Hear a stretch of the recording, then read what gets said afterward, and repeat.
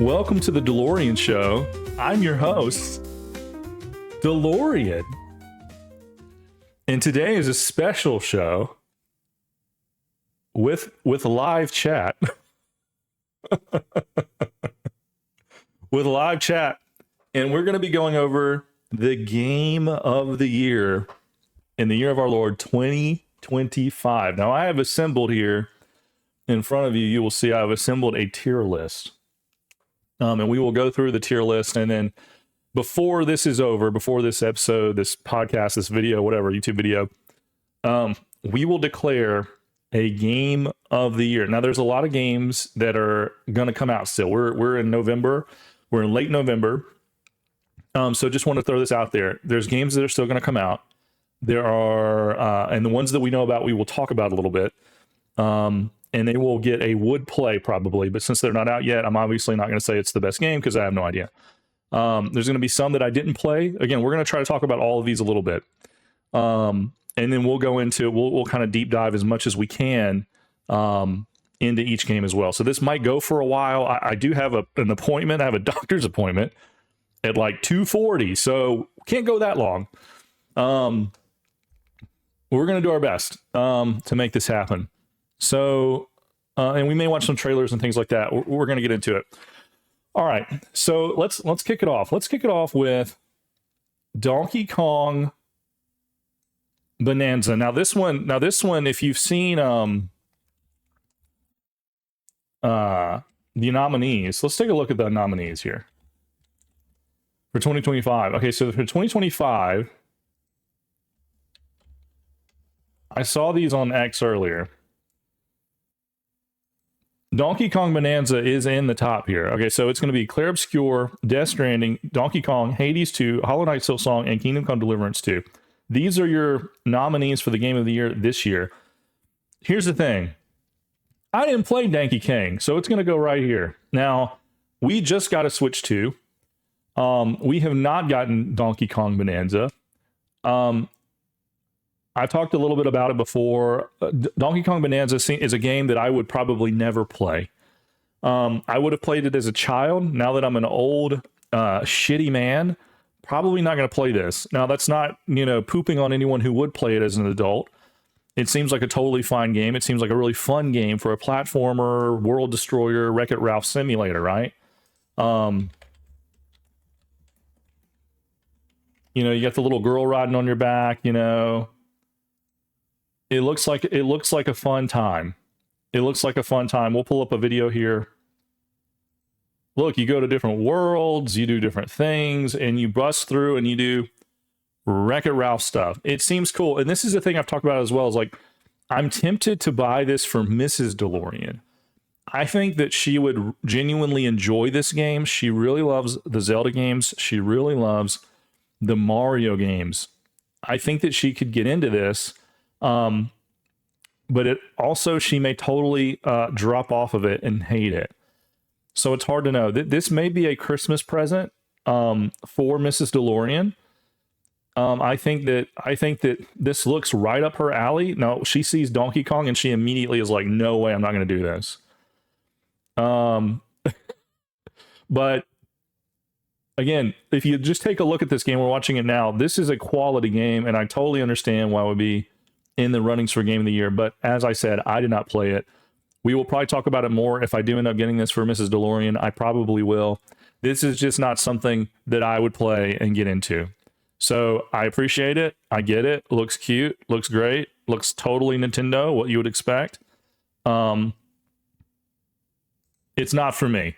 It's not for me. So this one doesn't get like meh or anything. This just goes didn't play. All right. All right, next one is was it Blueprints? Okay, Blueprint. So Blueprints, if you're not aware, is like a like an FMV game, right? It's an FMV game. It's like a puzzle game. Now, some of you guys may have played Myst back in the day. Some of you guys might play like Nancy Drew, things like that. This game looks like this could be really cool. I think there's like some puzzle solving that you do. If you're into this kind of game, first person, puzzle, FMV, This game was really popular this year. A lot of podcasters, a lot of game journalists, a lot of people talked about this game a lot. This really popped off when it came out. I'm trying to remember when this came out. I want to say it was like in March.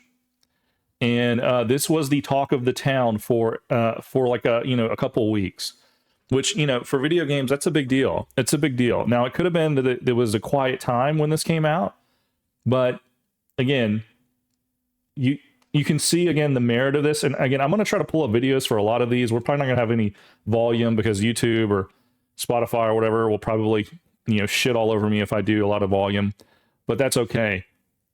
I just want to be able to show this to you guys so we can reference in and take a look and discuss it. In a different point in my life, I probably would really enjoy a game like this. Back in the day, whenever I was like a younger Dalorrian, I didn't have internet. Like I was like a teenager, my parents had like dial up and something like that. A game like this coming out that I could download and play would be great.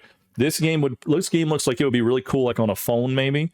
But again, for me, in the year of our Lord 2025, I just don't think this is for me. I need to see the numbers going up. I have a lizard brain and I've lost a lot of patience for games, okay? So if you still have patience and you still enjoy video games and you haven't completely lost yourself, if you haven't completely lost all dopamine, serotonin, and good things, this is probably a fantastic game. However, for me, I'm sorry, this is going to go into the didn't play column, and honestly, I probably will never play it. All right, next up, we're going to Elden Ring Night Rain.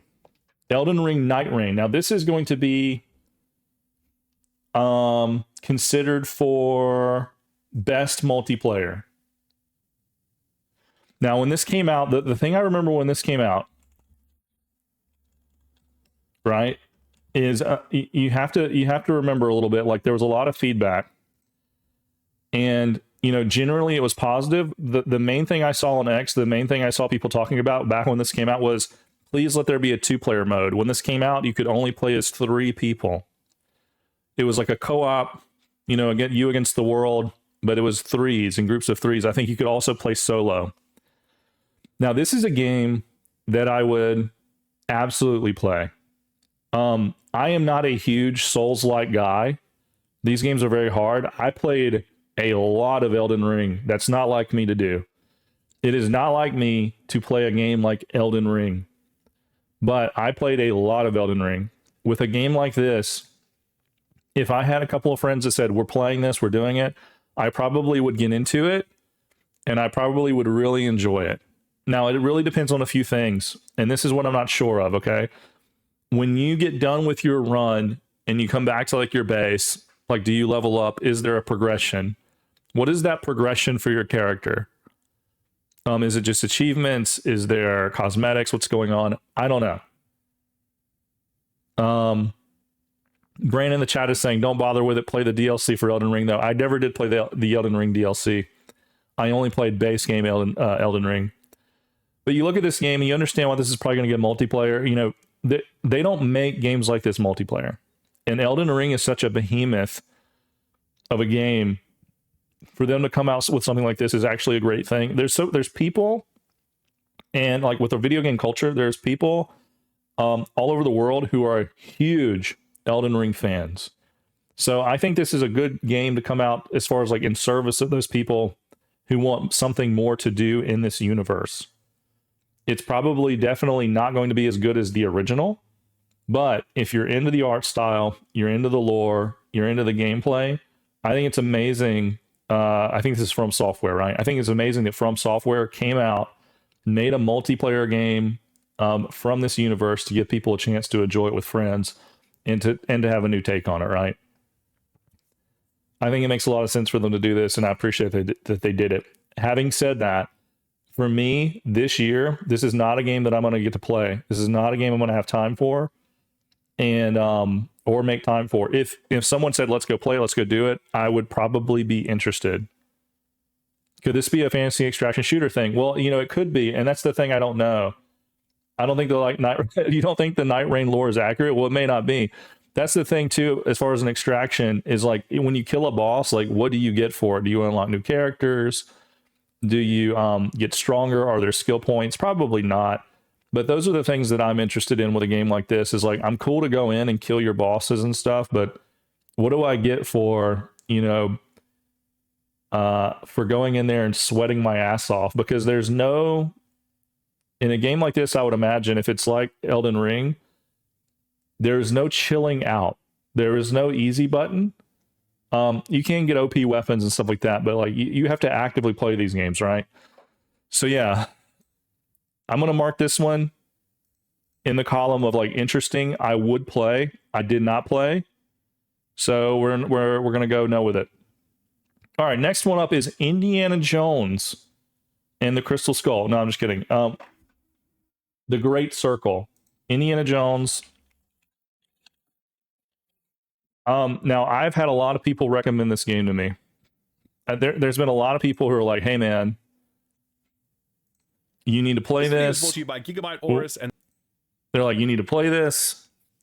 You would like this. It's a great game. Troy Baker does an amazing job at doing the voice acting." Now, this game though, this came out in 2024, right? Best performance. Here we go. Dude, the fact that Troy Baker for best performance, he gets Indiana Jones. Yeah, he almost should get it for Death Stranding too. He almost should get it for Death Stranding. I feel like him as Higgs in Death Stranding was quite phenomenal to me, personally. So I would almost like want him to be nominated for that. Now, I mean, guys, Expedition 33 is just going to clear it this year, right? I mean, like, let's just be real. But all right, so this game is kind of like your first-person Indiana Jones movie that you're playing through. There are puzzles, there's some action. All signs that I've seen of this point to this being a really well-made game. Again, trusted people who are friends of mine who play games a lot, they have all said, like, this is a game you should play.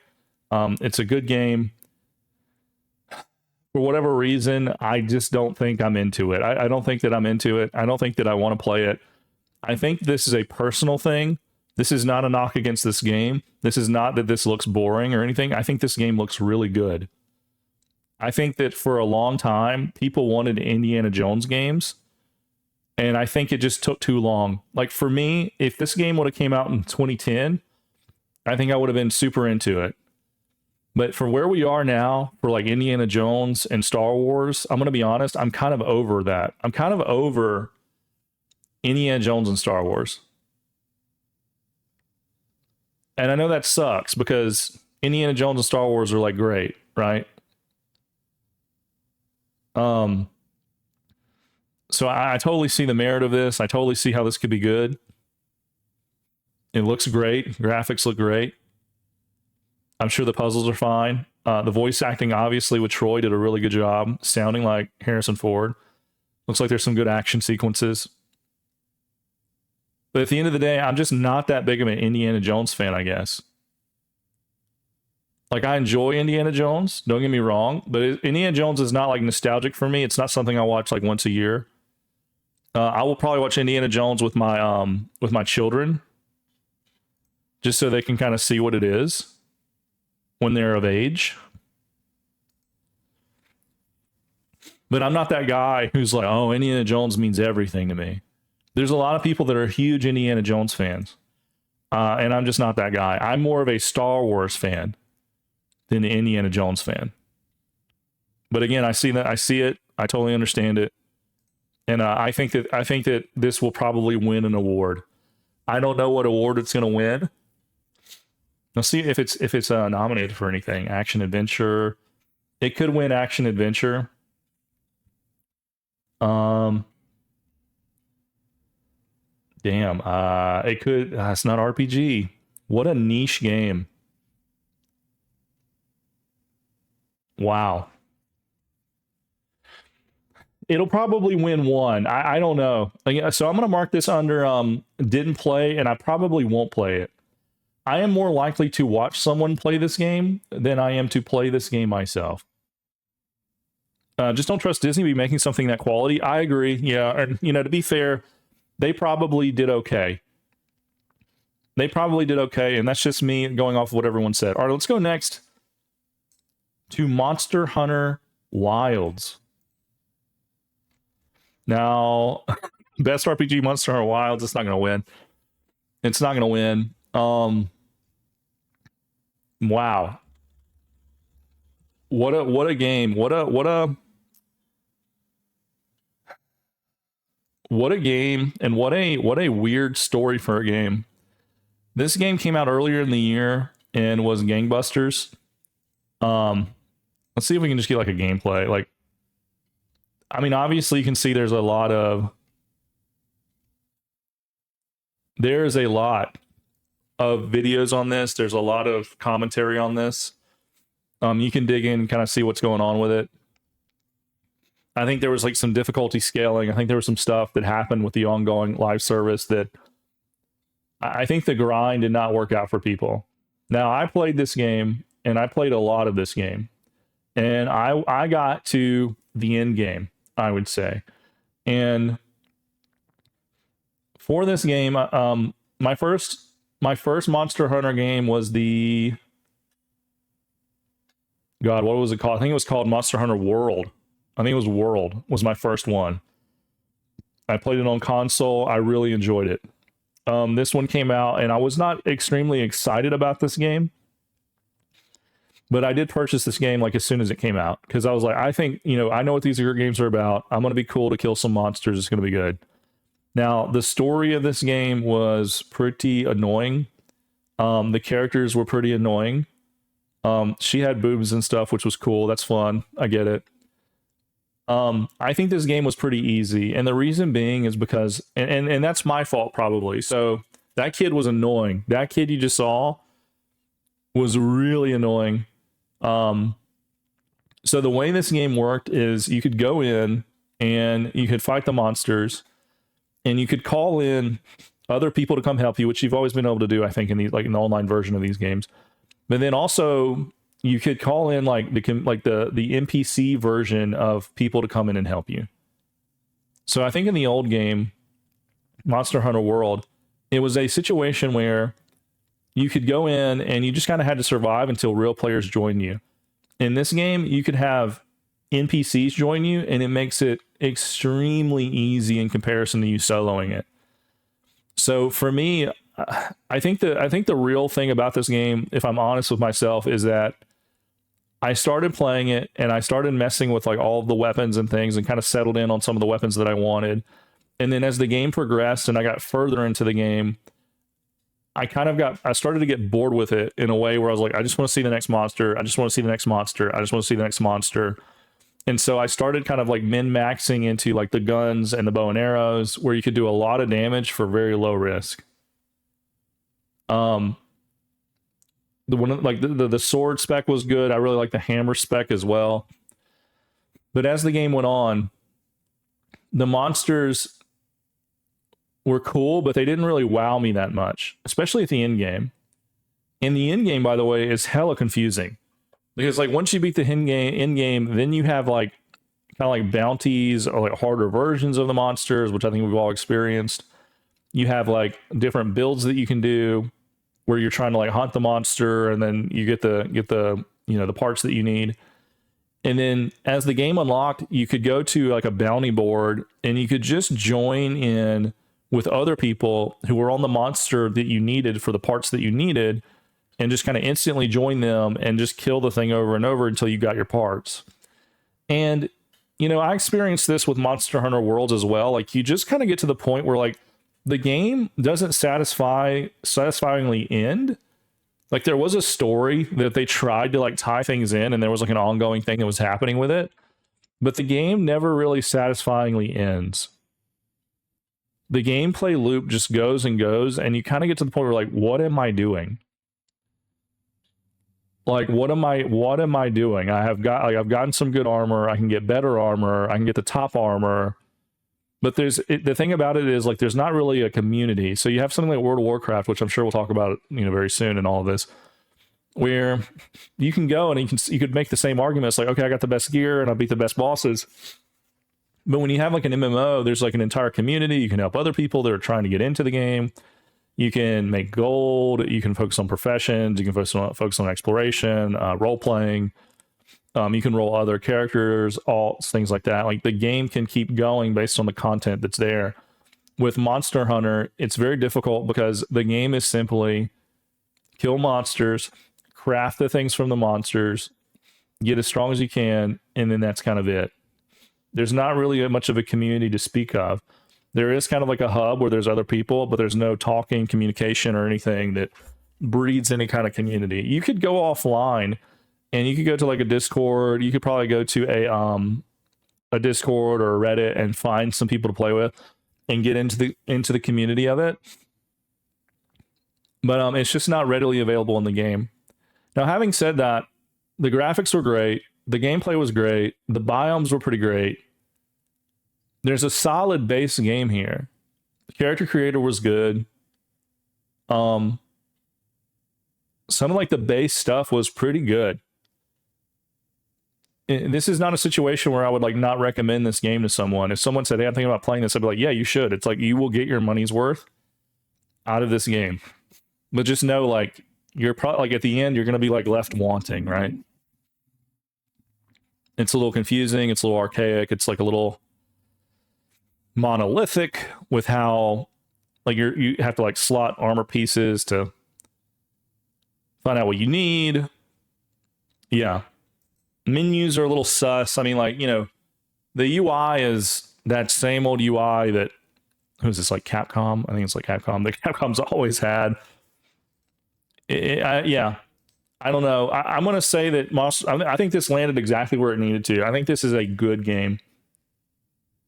I don't think it wins Game of the Year in any facet based on other games, but I think this is a good game. All right, let's go on. Let's talk about the big boy in the room. Expedition 33. Now, I want to be very clear that Expedition 33 is going to sweep the Game Awards. And if it does not sweep the Game Awards, there will be riots in the streets. Expedition 33 has such a cult following at this point, such a cultural following at this point, that it is a quote-unquote behemoth. Has min-maxed and killed video games? In some ways, yes.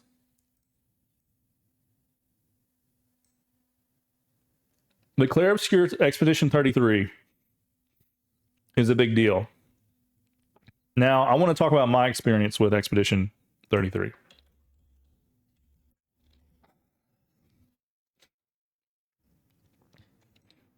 All right, so when Expedition 33 dropped, I was playing the Oblivion remake. So they came out very close together, and I was very deep into the Oblivion remake, and I was super into it, and I was really motivated to continue to play that. Now, I had a couple other friends who were like, bro, I played some Oblivion, but I got into, Expedition 33. This game is amazing. Like, holy crap. Again, there was no hype around this game. This was just people. This was like a word of mouth game. And I think that the game was pretty brave in what it did with the story and what it did with like the beginning of it, where, spoiler alert, by the way, there's going to be spoilers in this. So if you don't want spoilers and you're listening to this, this is now a good time to turn off this podcast or stop this YouTube video. Or maybe skip ahead a little bit until you don't see Clair Obscure 33 stuff anymore. I don't have timestamps as of now. Maybe there will be when this video goes, but we'll see. All right, so let's talk about it a little bit. Clair Obscure, I think, really was breathtaking to a lot of people and really was like made a lot of waves because it was very brave with its storyline. It basically did the Marvel everyone turns to ash thing, but the idea is that every year there's a number in the distance, and when the number goes down, everyone that is that age just floats away as flower petals, like they just die, right? So this year, the year you're playing is the 33rd year. So that means everyone who's 33 years old is going to die during the gommage or whatever, right? So, and that's what they call it, the gommage. And this game is very French. This game is very French, kind of cyberpunk, not cyberpunk, it's kind of steampunky. And honestly, I don't really get down with that aesthetic very much. I don't really love the aesthetic of this game. I'm going to be straight with you. I don't mind it. I don't think it looks bad. It's just not what I would ever pick. I don't love I don't like the art style, the French art style of this. Having said that, with what they did with it, with like the French style and the steampunk style, they did very well. They did about as good as you could with a French art style and a artsy fartsy like painterest style, where like it's paint, it's art, it's we'll call it classy, like a video game. Like it really does have a look to it that is super unique, right? So anyway, the game basically with the story starts very sad because it's like, okay, everyone's dying. There's always an expedition. The expedition has to go across the sea to try to kill the paintress because the paintress makes us all die. And it started 100 years old, and now 75 years later, however many years later, people keep dying. Eventually, everybody's going to die. There's going to be kids left. So there's expeditions that go out every year, and they try to go stop the paintress. They go across the sea to the Forgotten Lands or whatever it's called, I can't remember, and they try to stop the paintress. As you get over across the sea, the shock does not end there. Basically what happens is you get on the beach and everyone immediately D-Day style starts getting murdered brutally. Shockingly brutally murdered. And so I think that's another reason people are like, oh, you got my attention. Like there was like two waves early on this game where it really got people's attention. It was not super heavy on the turn-based stuff. Modern turn-based, like players, you would think they don't exist. This turn-based stuff is what I love about this game. Because the guys who made this game, they love Final Fantasy 7, 8, etc. I love Final Fantasy 7 and 8, and I can see the turn-based action. I can see like the menus all around it. This is the part of the game that I loved. Did not love the art. The story was fine. The game, the turn-based gameplay is what kept me going. Now, as I'm saying, things go bad, and so the stakes are very high when you play the game. And so as the story continues, you go on, and then I'm not going to go into more spoilers, but you'd probably be surprised. There's a lot of more crazy shit that happens. There's a lot more things that happen that are not safe for video games or stories in general. So you have to give them props for doing interesting things. Yeah, good story with awful turn-based are the best games for that. Hey, I love like a lot of the Final Fantasy games. I really enjoyed this game. Now, having said that, I want to take it back a little bit. I was playing Oblivion. I had friends starting to play this, and there's something in me, and I think I'm just a dick or something. When people were like, bro, this is so great, you have to play this, there's something in me that immediately gets turned off by it. And I don't know if that's like FOMO.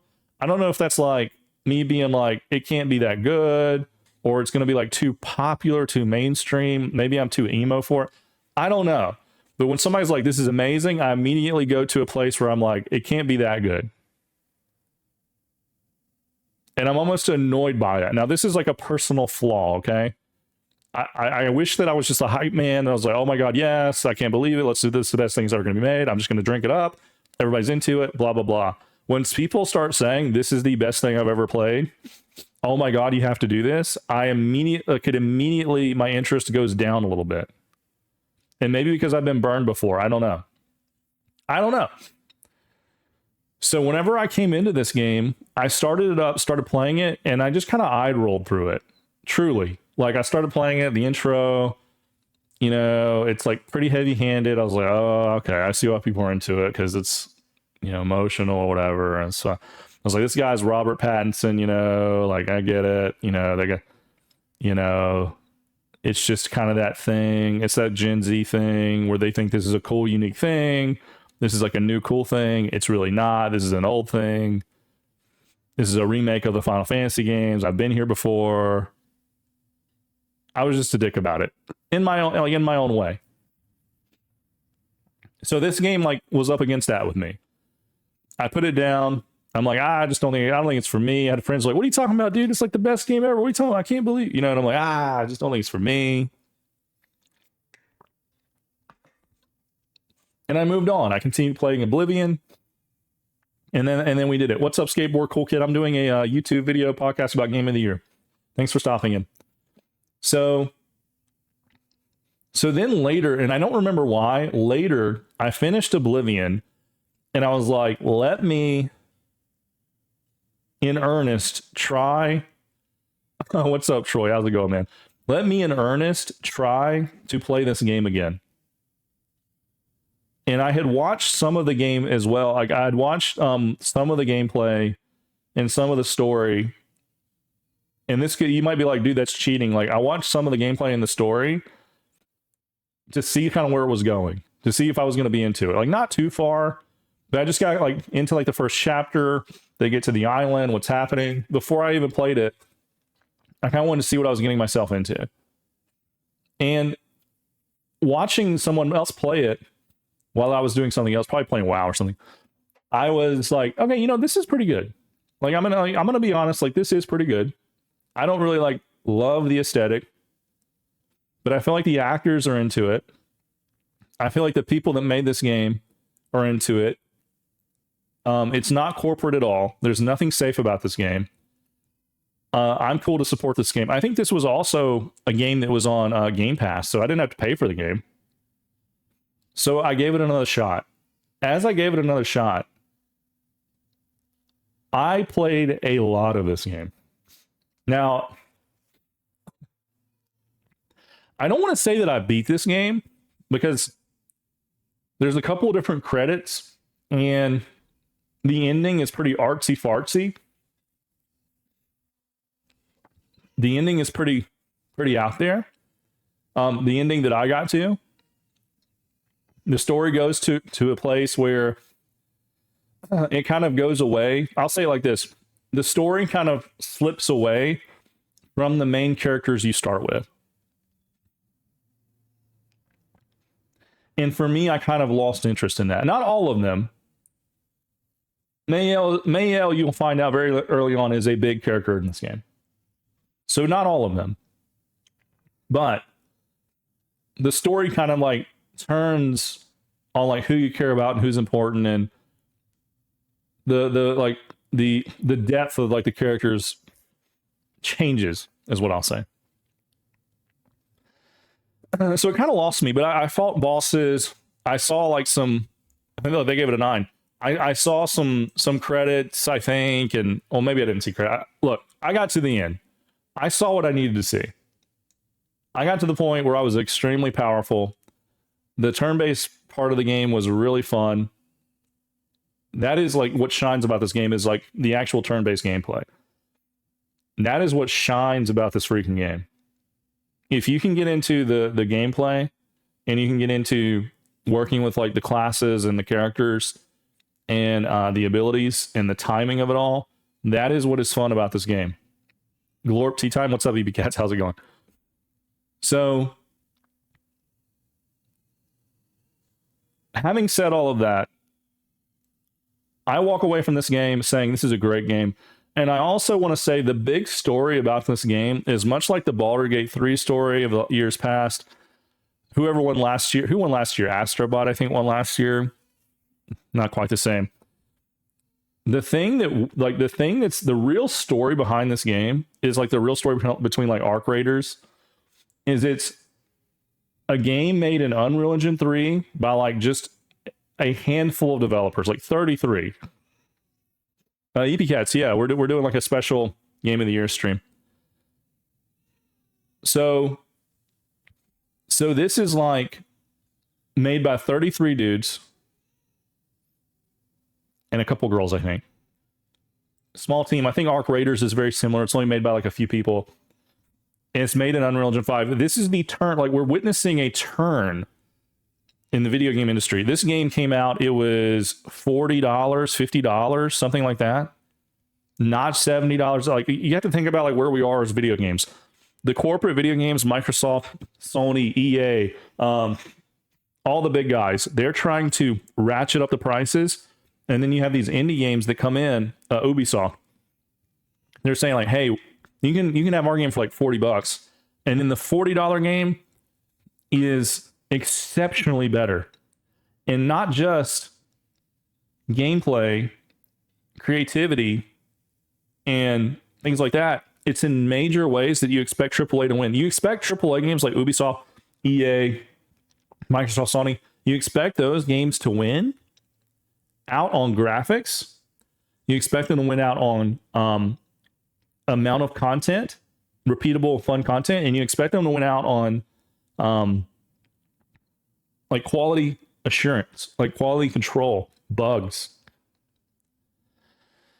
But what's happening is you have these indie people coming out with Unreal Engine 5. There's like no bugs. The game looks better than a lot of AAA games where you have like thousands of developers working on it on their engines that they've made themselves. And then like the content is like repeatable and they can like put out DLC just as fast, more genuinely, less microtransaction-y. Just a better product can come out from a smaller team. So the story of this game is hardly about the game that you're watching on the screen and the video game itself. It's really about the video game industry and what's happening to it. And whether you like Expedition 33, I think as a gamer, you should be excited about it, because when you have Expedition 33 like this, something that comes out like this, you have me who I have wanted like a new World of Warcraft for a long time, but like an actually good MMO. There's a lot of games I've wanted to return, are games that I used to love that just don't exist anymore because the big AAA studios own the gaming space, so they just kind of put out the slop and you get what you get. This is like an emergence where we can start to have good games again. That doesn't mean we're going to get them. It doesn't mean we're going to get good games. You could argue we already are. We obviously already are with Expedition 33, Arc Raiders, things like that. But we now have an opportunity to have really good games again, and no one thought it would be like this, like with like indie or smaller companies.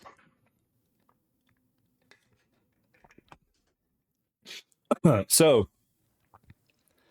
it's interesting. It's interesting. And so that is the merit that I put on this game more than anything. And for me, if I were going to call this game the game of the year, and we'll talk about it, I haven't made a decision yet, that is what would make it game of the year to me.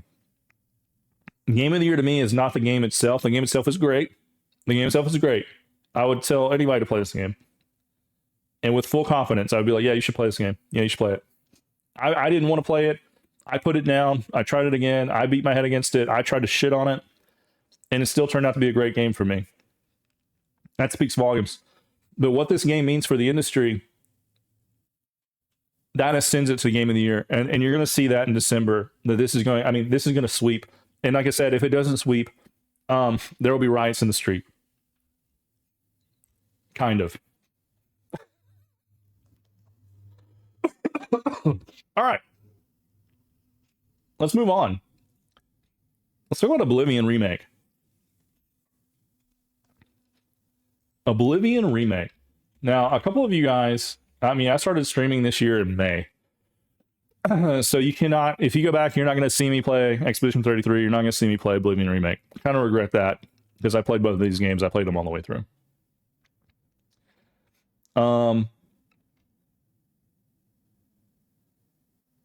Let's see.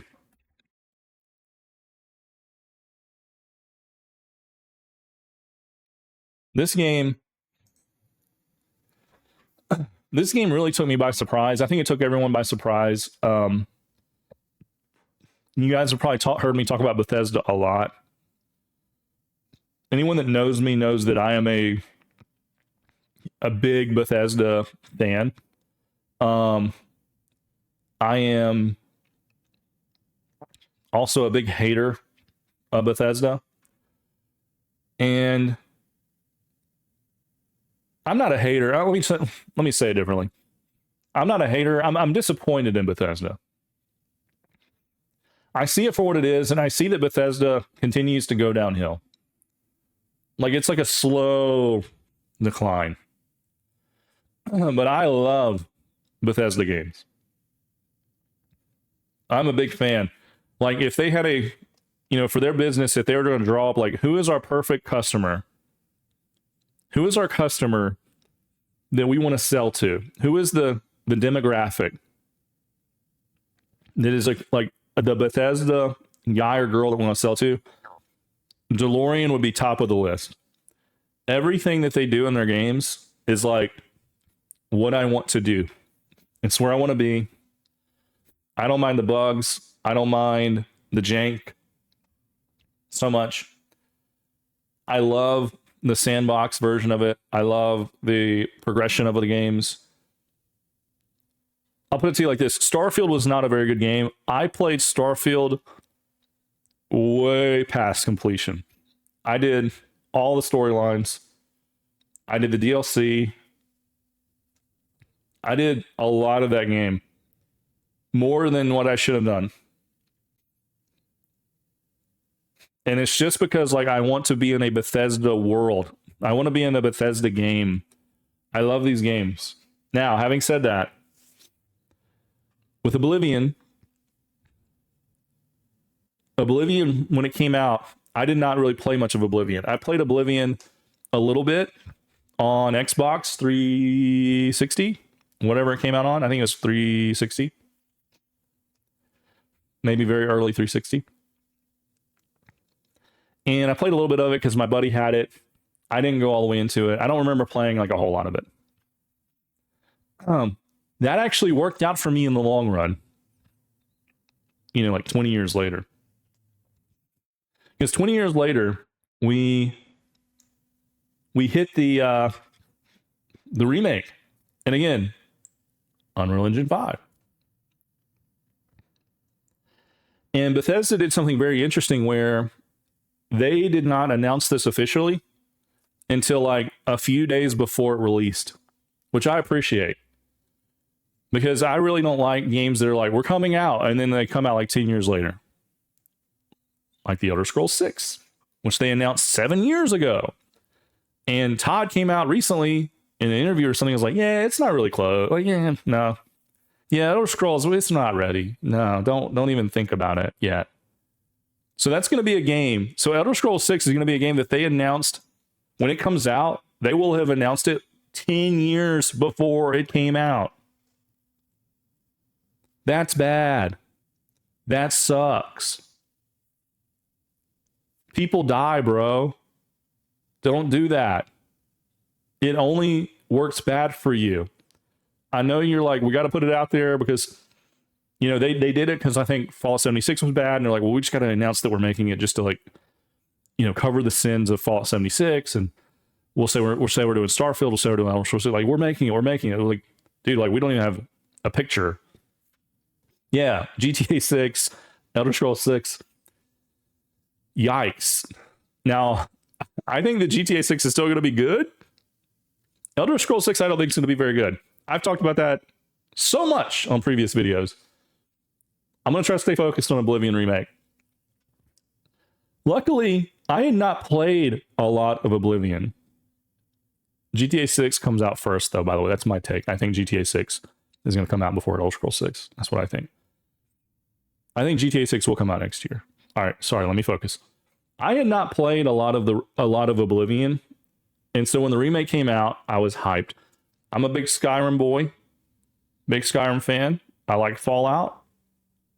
This game, like when I've seen it, read it, everybody who's like an old school gamer that played these are like, dude, Oblivion was better than Skyrim. And I'm like, and I'm like, now when it came out, I was like, dude, let's see if for real if it was better than Skyrim. And I'll be honest, in a lot of ways, this game is better than Skyrim. Now, I don't know if the old Oblivion is better than Skyrim, but the remake of this game is better than Skyrim. The character transformation looks nearly the same as ESO, which came out years ago in terms of graphics. Yeah, ESO is just like its whole different thing. It's a whole different thing. But they're very similar. Like, these games are very similar. They use a lot of the same character creators and things like that. But this game in 2025 was a breath of fresh air. we started out the game this year with games. We started out kind of like a negative sentiment. There's a lot of drama around Assassin's Creed Shadows. There's a lot of drama around just big corporations in general making these games and making bad games. And so this game dropping and looking as well as it did, playing almost exactly like it did, which was a breath of fresh air. I mean, it was a little bit more modern, but played better. Man, again, I would highly recommend anyone to play this. If you've never played it, you've never messed with it. I would tell anyone to play this game. And you don't have to beat it. You don't have to be like whatever. I think this is a great game. I think it's a great product, and I'm glad they put it out. Now, there's always a conversation around like remakes. Why can't they make new games or whatever? Okay, there's a whole discussion around that. And we're just going to put it simply. Developers are not as good as they used to be. The constraints around development are different than they used to be. I'm not saying that's good or bad. It's just not the way that it was. It's different now. People are not aligned the way that they were. People are divided. People are political. Companies are political. HR departments are everywhere. That's not necessarily a bad thing. I'm just saying things are different. Okay. So playing this game, man, wow. What a window in like 2005. To see like a game from 2005 with this facelift is amazing. And obviously hearing Patrick Stewart talk and everything, like it's just, man, the intro of this game is so good. And again, we would watch it, but I think it would be, YouTube might get on to me and stuff. But again, I would encourage you to watch the intro music, the intro of Oblivion Remake. Voice acting, music, presentation that leads you right into the game, to your character creator. It is so good. It's so good. This is an old game that's been remade, so I don't want to go too heavy into it more than I already have, but you could argue like, well, dude, it's not a new game. Does it go into the game of the year? I think that it does. Like for me, I think it was great. I enjoyed playing it a lot. I think it was awesome. I know it's a remake. I know it's like nothing new. I love seeing the Unreal Engine 5 version of this game, and I hear the rumors are that Bethesda is going to shadow drop at some point a Fallout 3 remake like this. And Mrs. Dalorrian, that's one of Mrs. Dalorrian's favorite games of all time is Fallout 3.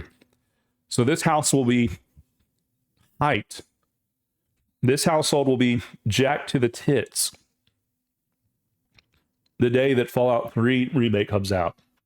So we're excited about that, if that's true. All right. So we're gonna say these are both great, and we'll align these up as we need. We're gonna keep going. I'm gonna take a short break. I will be right back. Just gonna refill my water bottle and stuff like that. I'll be right back, fam. Back to it. Talked about a lot of games so far. Now there's a lot in here I have not played, so we're gonna go through some of these pretty quick. Doom: The Dark Ages, didn't play. Probably not gonna play. I've never been a big Doom fan. Even Doom 2020 or whatever that came out and got so much praise. Not for me. It's not that I don't like shooters. It's just not for me. I don't know. I played a lot of Doom originally, like on my dad's work computer. My dad had like a work laptop back in like the 90s, and he had Doom on there, and I would play that on his laptop. And it was cool because it was a video game, but even back then, I did not enjoy it. I just did it because it was like one of the few things that I had to play. Not a Doom fan. Never been a Doom fan. Not going to be a Doom fan. I totally understand why people love it. Not for me. All right, Split Fiction. Now, all right, Split Fiction. Let's go into it. This is that guy that always cusses a lot.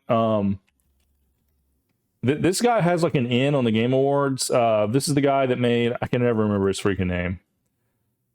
He's like a funny, I think he's like an Italian guy. He always is on the Game Awards like, oh, fucking Jeff Keighley. He's like best friends with Jeff Keighley. He's like, oh, yeah, I make video games. And we had the one about prison, and then we had the one about parents getting divorced to play as dolls. And yeah, It Takes Two, right? I think that I think it's really cool that these games exist. But I think that these games are kind of a meme. I think the guy is kind of a meme. The guy that makes these, I think that the whole thing is kind of a meme. I think it's cool though that he makes like games that you have to play co-op and you have to work together on. I think it's awesome. I appreciate the hell out of that. Having said that, I don't have friends really, so I'm never going to play this. So fuck him for having friends. It must be nice. You're going in the didn't play column, you stupid asshole. I'm just kidding. Calm down. No, I'm not going to play it. I don't think I'm going to do it. Brand, you're typing a lot of letters that I don't understand. All right, Hades 2. Let's talk about Hades 2 a little bit. I didn't play Hades 1. This game got a lot of... People love this game. People love the first game. People love the second game. I think, I did play a little bit of Hades 1. Now that I'm looking at this, I did play a little bit of it. Or you know what? Maybe I didn't play Hades 1. Maybe there's another game. I think there's another game that these guys made that I played. And if you want a top-down, Diablo-type looking, we'll call it ARPG. I mean, however you want to call it, whatever you want to call this game. I see something like this. I think of PoE. I think of Diablo. This is obviously like a single player. It's got puzzle. It's combat.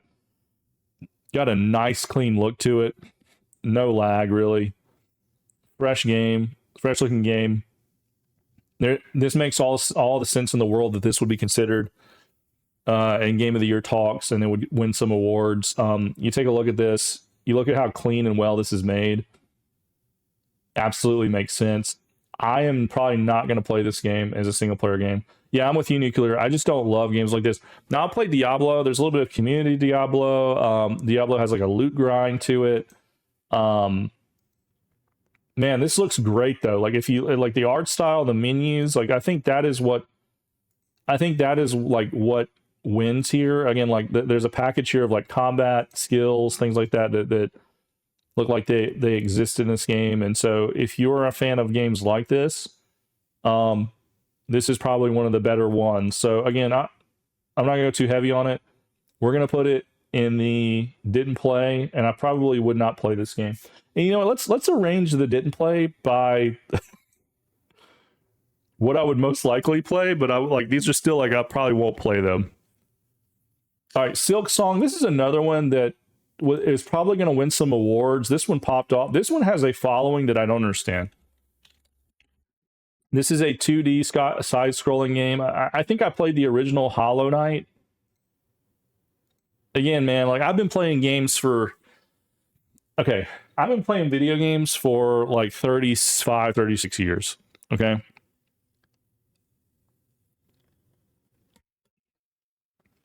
And you're just going to have to do something really special for me to get into a 2D side-scrolling game again. Now, I totally understand why people would love a 2D side-scrolling game. The art style looks great. Sure, there's a lot of cool game mechanics. This looks handcrafted, well-made, so to speak. People love the first game. I mean, look, this game is a hype game, though. I'm just not going to play this shit. I'm sorry, I'm not. Like, there's nothing wrong with anyone who loves this. I totally get it. Like, I grew up playing... Like, you have to understand how many hours of 2D games I have logged in my life. 2D platformers. And you've probably heard me talk about, if you ever come to the streams or seen the old YouTube videos or anything like that, you hear me talk about, like, I don't think I can play platforming games ever again. Yeah, again, people love Hollow Knight. I don't see what is so good about it. I agree. I played Hollow Knight on... maybe like a PSP or something. I remember playing it and it was fine. It was fine. You know, it was like, okay, this is cool. This is a good, this is a good version of that. You know, this is a cool thing. Yeah, no, I just it's not for me, guys. I'm not that gamer. I'm just not. I people that a game like this, I think is so cool. It's like if you play this game and you love it and you're into it, I'm like, I think it's cool that you like this game. I think it's cool that you play this game, and I kind of wish that I kind of wish that I was into this. And it's kind of like, you know, people that have record players. You ever run into somebody that has a record player? I feel like everybody has record players and records now. But there's some people that have record players and they have record collections and they truly listen to them. They truly love them and they're all about it. I look at those people and I'm like, I kind of wish I had a record player and I was into records, and like I wish that I had like that. I wish that I like could just listen to records, like set up a little table, drink some coffee, a beer, and listen to a record and just chill. But I don't have that in me because I have Spotify on my phone. I'm just going to play the thing. I get that the record sounds better. I understand. I completely understand it's a way better experience. It's tactile. It's like analog, higher quality sound. That's what this is to me. I get why people are into it. I just don't have the patience for it. So this is going to go under didn't play.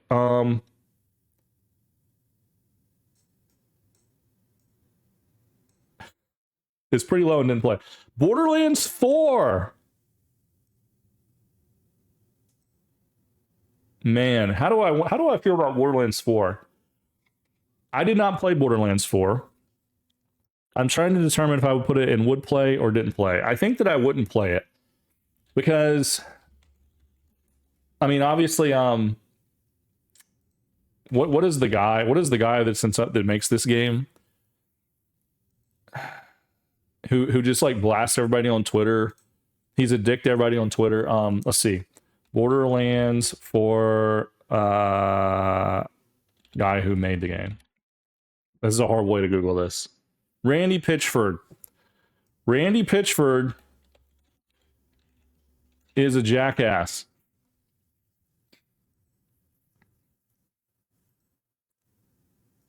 This guy's like, if you don't like Borderlands 4, fuck you. Get a better computer. The game's gonna be $80. You're just a poor idiot. You just don't know what good games are, man. That guy alone will make you not want to play this game. If you follow any of the stuff that he said, I mean, there's a lot of stuff that he said, a lot of stuff that he tweeted out. I'm not gonna go through them all here. Again, you can find articles all over the place on this. Borderlands 1 was a great game. I think Borderlands 2 was a great game. I have never particularly loved the art style of these games, kind of like the comic book look. A lot of people do. I totally get the aesthetic. Like, I understand why people would like this. I would say for Borderlands 4, what I'm looking at here, this looks about like the best version of what these games look like, as far as like what I'm seeing with the menus and the quality of kind of like the comic book look. But yeah, I think the characters look dumb. Let's see, characters, main playable characters in Borderlands 4. I mean, they've always kind of looked dumb, right? The Fault Hunters. Man, when you've done this, like, all right, Rafa, is your soldier. You got your ninja guy. You're gonna have your where's the other people? You're gonna have the girl. You're gonna have the magic girl. Then you're gonna have like a big dude or like a dwarf guy. Yeah, here we go. You're gonna have like a tank guy. And then you're gonna have somebody that like can do like robots or something like that. Okay. And these characters don't look appealing to me at all to play. They look kind of boring. They look kind of like Great Value brand version of a main character. I tried to play Borderlands 3. I bought it, played a little bit, and I just turned it off like an hour within an hour. It was so bad. Now, by all accounts, Everyone agrees that Borderlands 3 was bad, and most people agree that Borderlands 4 is way better. But in 2025, there are so many good games. There's no reason for me to go play this game. Now, I'm going to say that I would play Borderlands 4. I'm going to say that I would play it if it goes on sale and we get to 2026 and there's nothing to play in 2026. And it's on sale one day and it's like a lonely Saturday afternoon. It's like $20, $30. No games are coming out. Which again, next year is probably going to be a bad year. This year has been a good year for games. Next year is probably going to be kind of a shitty year for games. Just everyone just be prepared. That is when I would play Borderlands 4, but I would never go out of my way to like go buy this and play it. I'd never be hyped about it. I would never feel good about it. Bro, it's been shitty years for games every year since 2012. I don't think so. I think there's been some good years, San Diego.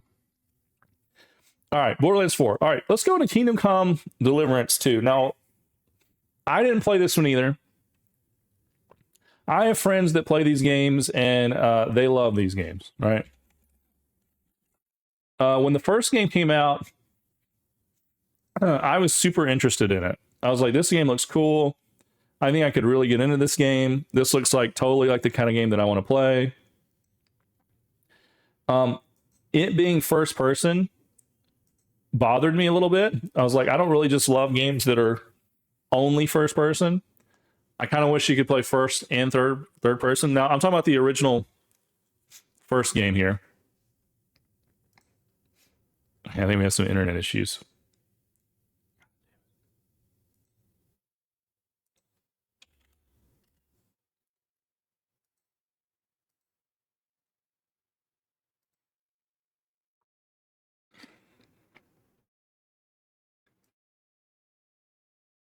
All right, I think we have some internet spikes here. You can't see me. Let me start from the top here. When the first Kingdom Come Deliverance game came out, it looked really cool. It looked like a game I want to play. Looks like it's got everything I want. The first person only kind of made me nervous. So I never played it. It went on sale forever, whatever. Kingdom Come Deliverance 2 started coming out. Like it was like, hey, it's going to be in the game. You know, we're going to make a game. It's looking great, whatever. It looks pretty good based on the trailers. Again, on paper, this game looks like something that I would totally play. This looks awesome to me. I love medieval type games, RPGs. Looks cool. I didn't play this game. Why didn't I play this game? So before this game came out, like right before this game came out, the first game was on sale for like literally $3. So I picked it up for $3 and I tried to play it. Started out and it was just a slog. And you know, it's a sim. It's like a medieval sim. So it's not supposed to be like an action fun game. Well, not fun. I shouldn't say fun, but it's not supposed to be like, you know, in your face crazy game, right? It's not an action game. It's an RPG, simulation, story, medieval kings and castles and horses type game. I love Mount and Blade games, like Mountain Blade, Warman. I played so much, and then Bannerlords, I've played so much.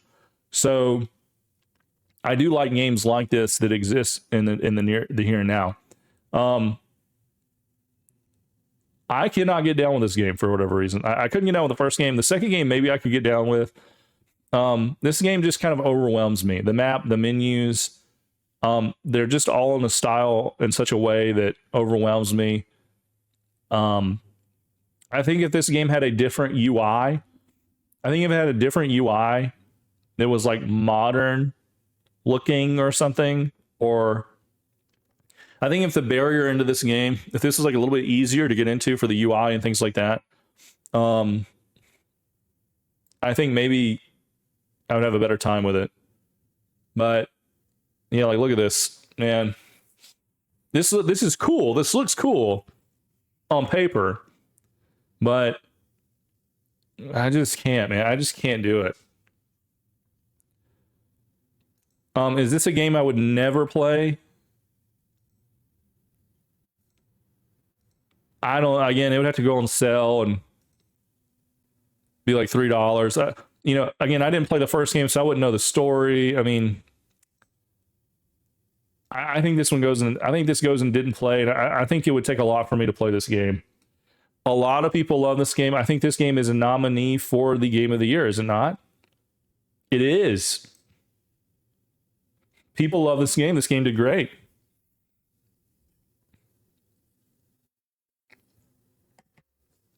It's just not for me, guys. All right. Let's talk about another remake. Metal Gear Solid Snake Eater. I don't think this is going to be nominated for anything, honestly. And there's a couple of reasons. One, because Jeff Keighley and Hideo Kojima are like best friends. And Hideo Kojima did not put this remake out. Konami did. Kojima put out Death Stranding. I'm not seeing it anywhere. Yeah, it's probably not going to get any awards. Okay, and that's kind of like, you could argue like, well, the game's not that good. It's just a remake. I mean, to be fair, I don't think Oblivion's in here anywhere, right? I don't think Oblivion's in here. But again, we're doing my version, so it is what it is. You're not going to see it in Game of the Year. But now I played this whole game on stream. You can watch me play the whole game on YouTube.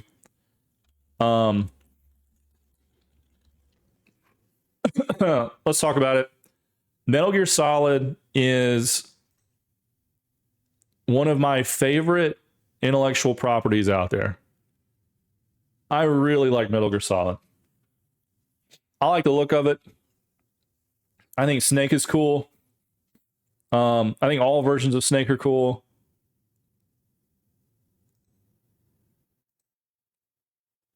Let's see. Let's do this one. I love the aesthetic. I love the boss. The story is convoluted and crazy through all of the games. They're so convoluted. They're so crazy. I love them all. I love all the bullshit of it all. There's so much bullshit. There's so much like crazy magic, military magic. It's so silly. It's so ridiculous. I love it all. I really do. I really do. So like, you have something like Clair Obscur where it's like Dalorrian. It's a great game. You don't love the aesthetic, right? Turn it on its head. Metal Gear Solid 3 Snake Eater, incredible aesthetic to me. Not an incredible game. Now, I remember liking this game. I remember liking Metal Gear Solid 3 back when it first came out, but not as much as like some of my friends. Some of my friends were like, dude, I love this like better than any of the other Metal Gears. And I was like, Metal Gear 2 I think is a better game. But this game is like the original story of Snake and the boss. And I love Big Boss as a character. He's a bad guy. But like Naked Snake here becomes Big Boss. Big Boss is such a meme. Metal Gear Solid 5 is one of my favorite games of all time.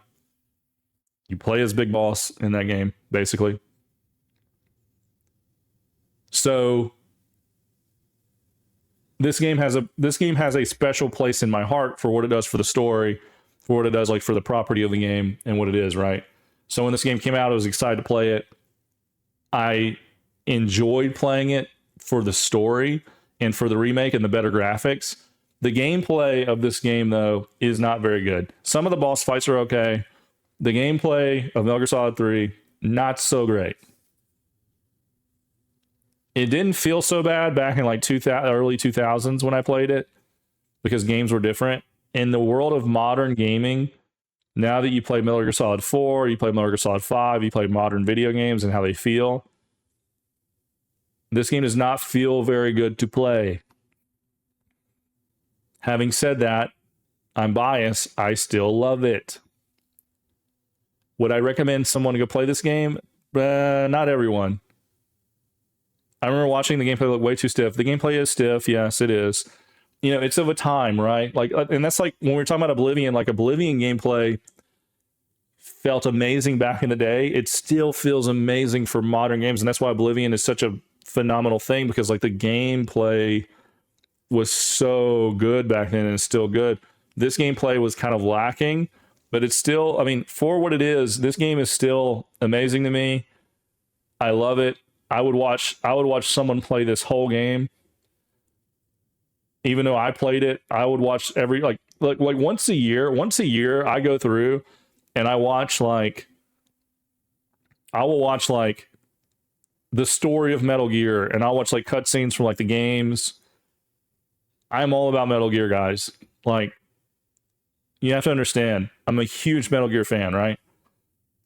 So it is what it is.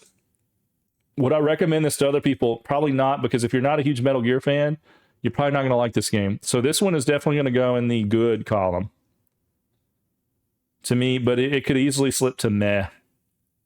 And not for gameplay wise, but it's going to stay in good for me just because God, like, just look at the picture. Look at him. Look how cool he is, bro. What the fuck? Naked Snake is awesome, bro. Like, what are we doing? Like, I mean, come on, game of the year, bro. Like, aesthetics alone, dude. Aesthetics alone, dude. Game of the year. You see what I'm saying? But gameplay brings it down to good, and so that's where it has to be for now. All right, Deltarune. I don't know what that is. We're gonna put it here. Ghost of Yotei. We gotta talk about it a little bit. I did not play Ghost of Yotei. I wanted to play Ghost of Yotei. But then there was drama about Ghost of Yotei. And at this point in 2025, I don't even remember what the drama was. What was the drama? What happened? I honest to God can't even remember. Like, I like, everyone gets so fanatically like crazy, like gets mad about stuff. I think that the main actress was like, she's like super liberal or something. I don't remember, dude. Oh no, I remember now. It was the Charlie Kirk thing. Golly, bro. My brain did not want to associate video games with a political assassination. Like, my little innocent Dalorrian child brain about video games did not want to tie a video game, a stupid ass video game, to a political assassination. But here we are in 2025. Right. So some of the developers for this game were basically like, when Charlie Kirk got assassinated, they're like, good, glad he's dead, something to that effect. A lot of drama. Took them a while to like fire that person. It was a bad look. It was weird. Sucker Punch in general did not endorse it, but it took them a while to like not endorse it. I think eventually the person got fired for saying that. But a lot of game developers were like, yeah, I'm glad he's dead and all this kind of stuff. Like, basically saying that. So when that happened right before this game came out. I was looking forward to playing this game. And then with all of that, I was like, I'm not going to support the game. I'm just not. And I'm not saying I'm a huge Charlie Kirk fan or even like a huge conservative or anything. It's just, you got to stand for something, right? Like, if someone killed some other person on like a different political spectrum or whatever, and then, like, I don't know, EA is owned by the Saudis now, right? EA is owned by like Trump's nephew and the Saudi Arabians. So let's say that someone got assassinated and the Saudi Arabian people were like, yeah, good, I'm glad they're dead. I'd be like, all right, well, I can't play any EA games for a minute. I can't do it. I just can't. You see what I'm saying? It doesn't matter like what side it's on. It's murder. And you're celebrating murder. It's weird. It's gross. And that's not everyone. Not everyone that made this game feels that way. But this game, unfortunately, has so much political baggage with it. The main character actress, there's a lot of political stuff with her because she's like very liberal and in your face about it and all this kind of stuff. I think she's up for a nomination. She'll probably win something. But if you look at this game looks amazing. I didn't love the first game, so let me be clear. Ghost of Tsushima, the first game, I played a good bit of it, but I bounced off. I tried to play it twice. I played a good bit of it twice and then bounced off of it. I think the reason I bounced off of that game is because I really enjoyed Assassin's Creed Valhalla, and I played a lot of Assassin's Creed Valhalla. Right? But then, so when I went to play Ghost of Tsushima, I wasn't into it. It wasn't that it wasn't beautiful, it wasn't that it didn't play well. I was just kind of over the open world, and I didn't want to do it. With this game, I was like, well, maybe I'm ready for this game. This game looks nice. I don't know. So I think what we'll just say about this game is we'll let it cool down a little bit politically and everything. I would play this game. I would probably play this game over any other game after a while. It looks great. I don't mind that it's a female protagonist or whatever. She looks fine. She looks normal. Nothing like that is weird to me. I mean, there's some female protagonists I look at and I'm like, I can't do this. Nothing about her screams like, I can't do that. You know, a lot of people on Twitter and X are like, she should have boobs, she should be hot. Like, no, I don't think that's important. I think it's like, as long as they don't go out of their way to make her look crazy or weird, you know, aesthetically, she looks fine for the setting that she's in. So for me, and so I think it's fine. So we're going to put it there. Mario Kart World, we're going to put this in would play. We're not going to talk about this a lot. I mean, if you've heard me talk about the Nintendo Switch 2 recently for Mrs. DeLorean, we got a Switch 2.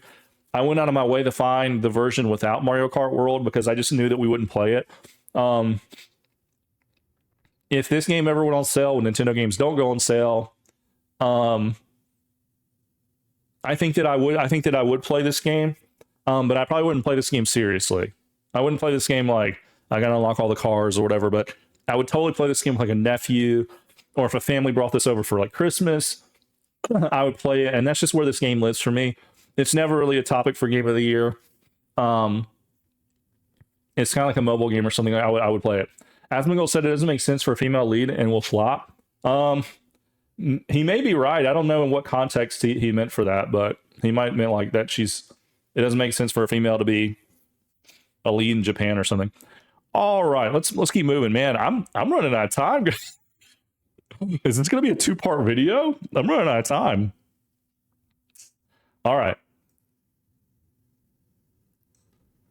Death Stranding 2. Wow. What a game. I was hyped for this game. I'm a big, I'm a big Metal Gear fan. I'm a big Kojima fan. I like Kojima in Metal Gear more than I like Death Stranding as an IP. I don't go to Death Stranding because I'm like, I just love the universe of Death Stranding and I'm super into it. I go to it because it's Kojima and I love Metal Gear and I know it'll be kind of like Metal Gear. And wow, did this game look great. Wow, does this game look great. And this is another game I played on stream. I played to the entirety. I didn't 5-star everything. I may go back and do some more in this game in the future. But I would recommend this game to anyone. I would say it's weird. I would say you have to accept the weird, but it is an experience. This game is an experience. And overall, I would recommend it to anyone. I think that I think a lot of people would bounce off of it and think it was too weird. Maybe they wouldn't like the gameplay. I think the gameplay was really solid for what you're doing. I was a fan of Death Stranding 1. If you didn't play Death Stranding 1, you try to play Death Stranding 2, you may have a hard time. I don't know. It's a weird thing, man. But here's the thing I'll say, like, they're not going to make a Death Stranding 3. This is it. Like, if you like the look of this at all, if you like the aesthetic, the story, what it's all about, play it now, because there won't be a 3. I mean, Kojima's in his 60s, and he's making other games now. He's kind of said, oh, look, we're done with Death Stranding 2 as a video game. I think they're going to make a movie. You know, they'll continue to make like they're making like an anime show or something. There'll continue to be Death Stranding stuff, but as far as the game goes, Kojima's not going to make it. I don't think. Death Stranding 1 made you cry? Yeah, it made a lot of people cry. The ending of Death Stranding 1 was tough, bro. Especially if you have children. It's tough. But yeah, Death Stranding is a great game. I mean, like, what can I say about it? I think the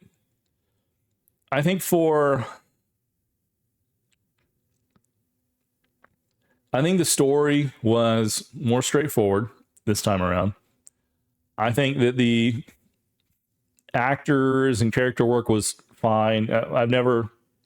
It's so outlandish. It's kind of crazy, but this game has a way of sucking you in a way that, like, it's like no other universe that you've experienced. You can't compare it to anything else. You can't compare it to anything else as far as like story. You can't compare it to anything else as far as like graphics.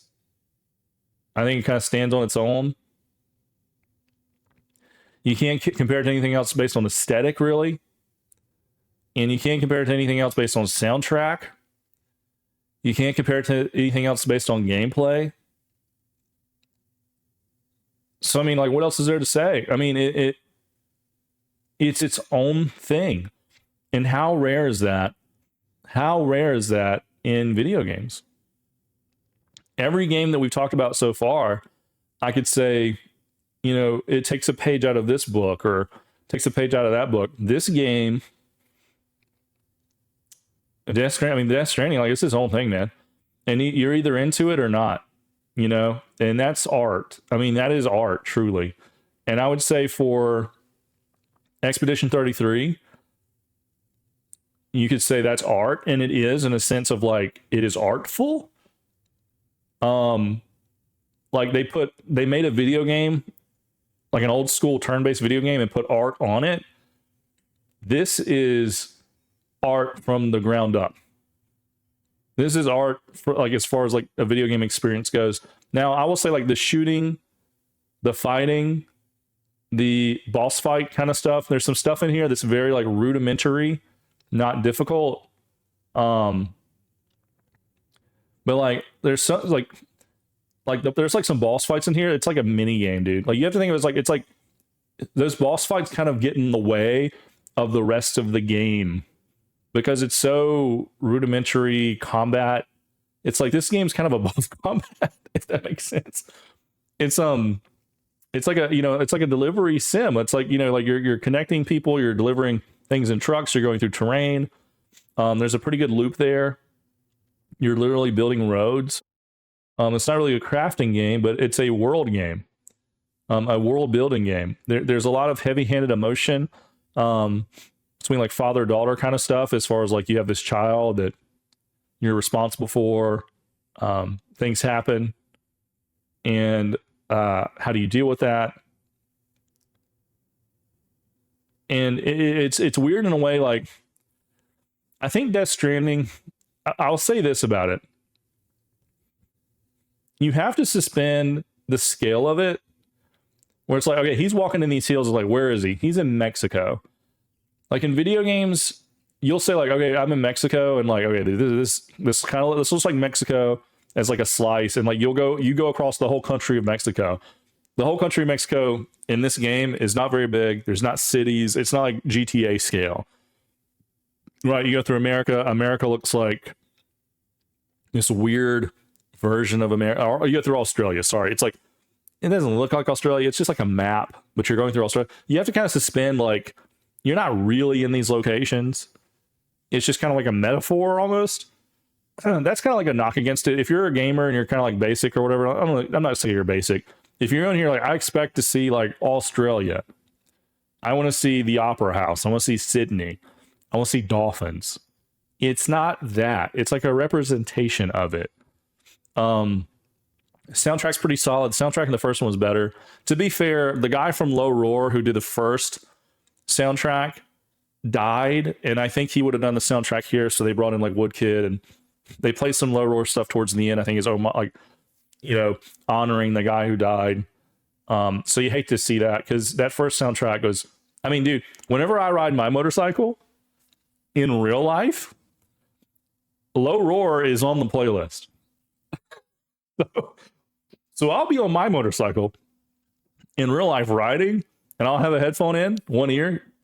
Probably shouldn't do that. Might be dangerous. Whatever. It's really loud. You can hardly hear it. And then Death Stranding 2 music will play. That's how much of a vibe that it is. Okay. Obviously you have like, you know, real world actors. Troy Baker's in it. He's in everything. He did really good. I think Troy Baker did really good in this game. He was comedic to me because they let him do anything. It's not for someone. It's a great game to watch. Yeah, it is a great game to watch for sure. It's wacky as far as like what are they doing? What are they saying? It gets weirder and weirder. Strong contender for game of the year. Strong contender. Well made, crafted.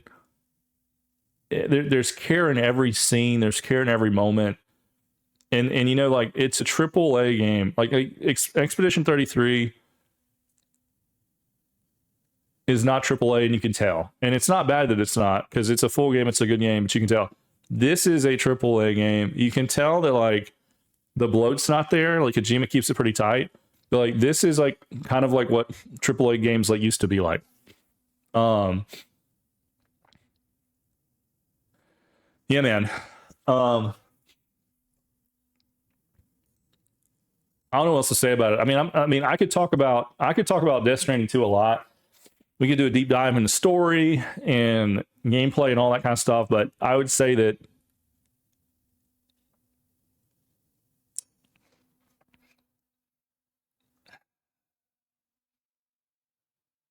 it has to go above Oblivion, but it's great. Is it game of the year? Maybe. I don't know. Let's keep moving. Mafia: The Old Country. This is another game that I streamed and played, and I didn't have high hopes for Mafia: The Old Country. You know, I really like Mafia 2 is a good game. Mafia 3 is not a good game. I should probably just watch my own I should probably just like I pull up these YouTube videos for us to see gameplay. I have videos of these. I could just pull up my own. Mafia 3 was not good. Mafia 1 was okay. Well, let me say this. Mafia 1, the remake or upgrade was okay. Mafia 2 was very good. Mafia 3 was bad. And so with this game coming out, it's like, okay, it's old country. No expectations. This is a B game. This game is a great $20 game. This Mafia: The Old Country is the perfect blockbuster game. If we still did blockbuster rentals, this is one of those games where like you would play and you would remember it fondly and be like, that was a pretty good game, man. I rented it and like no one talked about it. It wasn't great, but like I remember like me and a buddy played it and like it's like there was like this line in it and we remember it like 20 years later because it was funny or whatever. But it was like I remember it pretty good. It was all right, you know. But then like you go along and you don't think about it for years and years and years. You don't think about it. You don't remember anything about it. And then you see like a video and you're like, oh yeah, it was kind of good. Yeah. Oh, that was cool. I remember that. Yeah. And then you go on and you don't think about it for like forever. That is Mafia: The Old Country. It is quite forgettable. The shooting is fine. The gameplay is fine. I mean, the gameplay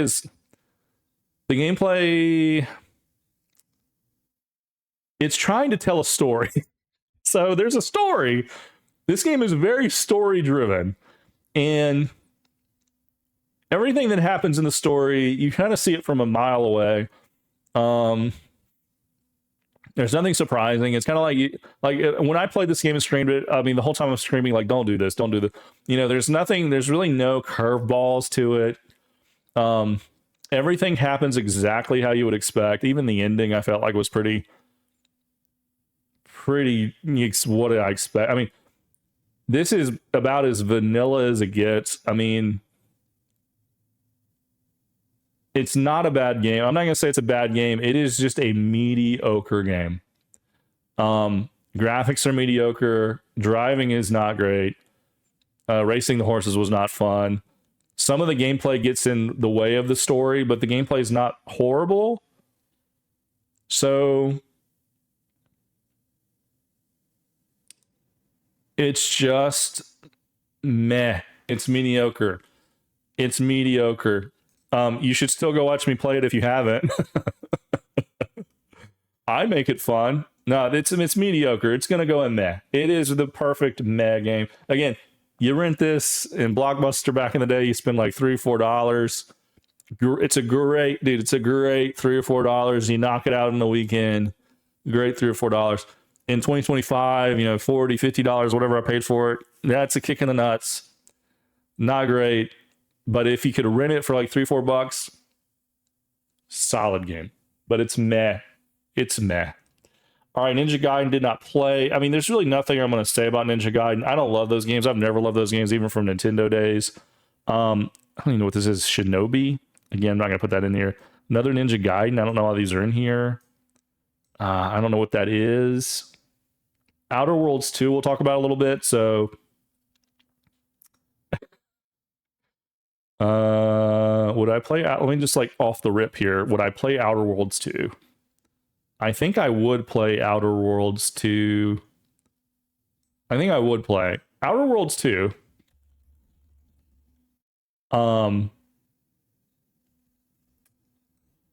These games are bad. They're not bad. They're marketed poorly. Outer Worlds 2. They're kind of tone deaf, but also meta at the same time. It's made by Obsidian. Obsidian has never made a game that I've loved. I feel like Obsidian is always like, they'll make games for like Bethesda. They used to make games like in between BioWare. The first game Obsidian ever made that I played was Knights of the Old Republic 2. And it wasn't a finished game. And I remember from there, after I played Knights of the Old Republic 2, after loving Knights of the Old Republic 1, I was like, wow, I don't think I'm ever going to like Obsidian. Now, some people love what they do with New Vegas, Fallout New Vegas. Some people love what they do with the games. Whatever. I don't think they're particularly very good at making video games. I think they're a great value brand of Bethesda. Even worse than that, I don't know. Sonic the Hedgehog voice. Who's the guy that's Sonic the Hedgehog now? Oh, let's just say John Ralphio. John Ralphio. What is this actor's name? Ben Schwartz.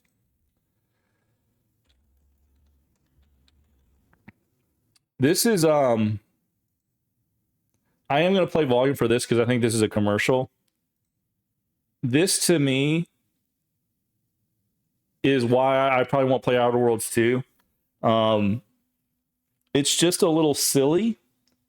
It's an RPG. It doesn't look bad. Graphics look fine. It's kind of like Fallout in space, but dumber. We're going to play this. Outer Worlds 2. Wonderful. And what are you most excited about with the sequel? The new companions. Did somebody say No. sequel?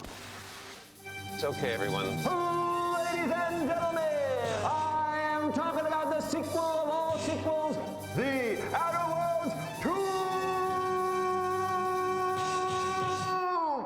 You're going to skew these results. Yeah, I mean, that's Parks and Rec is great, by the way. Hello, everybody. My name is Mark. I'm the head of sequels here at Obsidian. Who here wants a free T-shirt, huh? Yeah? All right. Okay, here we go. Who wants one here? Put them up. Keep them up. You? Is it you? Do you want one? Anybody? Come on. Whoa. That's my fault. Someone's gonna clean that up. Yeah, me. I am here today to talk about The Outer Worlds 2. It is bigger, bolder, and I've got gift cards. Bam, bam. If you're bam. listening to this on Fantastic, podcast right? and you don't have video, I already bribed him and it worked great. Who here It's wants as to cringe see a as it live-action sounds. game trailer, huh? Live action trailers never represent the game, so Sorry, what's your name? I'm Remy. Remy. Have you maybe considered that they're very, very expensive and I already spent the money? No. Okay. Oh, Listen, team. It's a focus group. Listen, focus group. I'm not feeling. but this is the bad. basic This is energy boring. from This is you. bad. It's slapstick. And like, this is not even the one that I've seen. They did like 2 or 3 of these. And then, yeah, there's like, oh yeah, this is the one, the focus group, the one I saw. I mean, like, dude, they spent, and then here's the game showcase. Yeah, we watched this. This is also on YouTube. You can go back and watch. It's just cringe. And it's like with a video game, man, if you bring in someone like John Ralphio or Ben Schwartz and you're like, we're going to sell the game and do this funny campaign, and there's not already like hype around your game, if there's not already like kind of a cultural haha or fan base around your game, then all you're doing is you're saying, don't look at our game. Look at like Ben Schwartz and he's funny and like this is like, look, we're gonna hype up the game, but don't look at the game. Buy the game, but like don't look at the game. Exactly, but why not just show gameplay? And so that's kind of like that whole game is, and again, social media as well, kind of like we talked about with Borderlands 4, how Randy Pitchford is like super tone deaf, does not understand gamers he's selling to, is like ruining his sales, which he's fine. He's like sits on a pedestal. He's fine. But his developers, they're going to lose their jobs because he's an idiot. Same thing with Outer Worlds 2 and Microsoft. Like, it's just kind of tone deaf. And Outer Worlds 2 was like the game this year for Microsoft. And what a shitty game to be their game. And like, they didn't know what to do because last year was Starfield and everybody was kind of hyped for, I think last year was Starfield. You know, everybody's hyped for it and Starfield kind of fell flat a little bit, whatever. Outer Worlds 2 is like not that, you know, they didn't do Black Ops 7, but like, you know, they probably should not have done Black Ops 7 based on what I'm seeing at Black Ops 7. And then Outer Worlds 2, they're like, we're going to have Outer Worlds 2 have its own showcase. Wow, dude. Wow. And so it just kind of shows you that Microsoft has bought a bunch of game studios, but they can't make good games. They allow these studios to make games and they don't know which ones to hype. And then they end up not doing like what they want them to do. And then they just shelve the studios and then they go buy more studios. And then whenever those IPs die out, they'll just buy more and more and more. And that's just kind of the way that it goes, right? Outer Worlds, I played the first game a little bit and it was fine. It was not super impressive to me. Again, it's exactly what you think. It's like an old school like shooter RPG, Knights of the Republic, BioWare, Bethesda mashup. But just not a particularly good version of that. So I'm not going to play it. I would probably play it over a lot of these games. But I didn't play it. I don't have any intentions of playing it. Pokemon Legends ZA. I'm not going to say much about this game. There was a lot of drama about like the quality of this game. For me and Pokemon, if you've heard me say before, the only way I'm going to get hyped about Pokemon is if they make a PAL World game almost exactly, but then just make it Pokemon, which they're probably not going to do. Like, just take PAL World and make it Pokemon, like a version of that. Then I would probably be into your game. Nintendo's not going to do that. So I'm not hyped. You could make Pokemon Go Classic and like just do the first generation of the Pokemon Go. And me and Mrs. Dalorrian would probably like take our kids to Pokestops and we'd probably play that game back when we did back in the day. Me and Mrs. Dalorrian spent a lot of time walking, driving around, hanging out, playing Pokemon Go together. We would be super into like playing that again if it was Pokemon Go Classic. Now it's like too bloated. It's too much going on. Too many generations. Impossible to get into. Pokemon. Yeah, it's whatever. I don't know what this is. Silent Hill F. I don't want to play as like a little girl who's scared of stuff. I haven't really been in any Silent Hill games for a long time. We're going to move on. All right. Arc Raiders. Wow.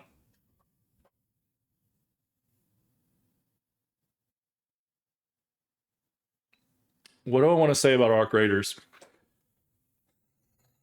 Arc Raiders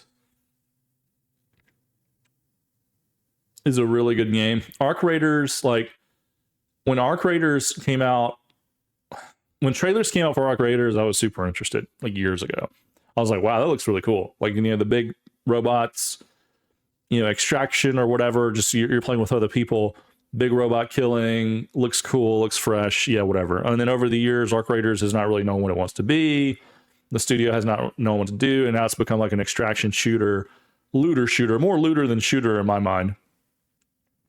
And it is going gangbusters, even still. The numbers on Steam continue to go up for concurrent players.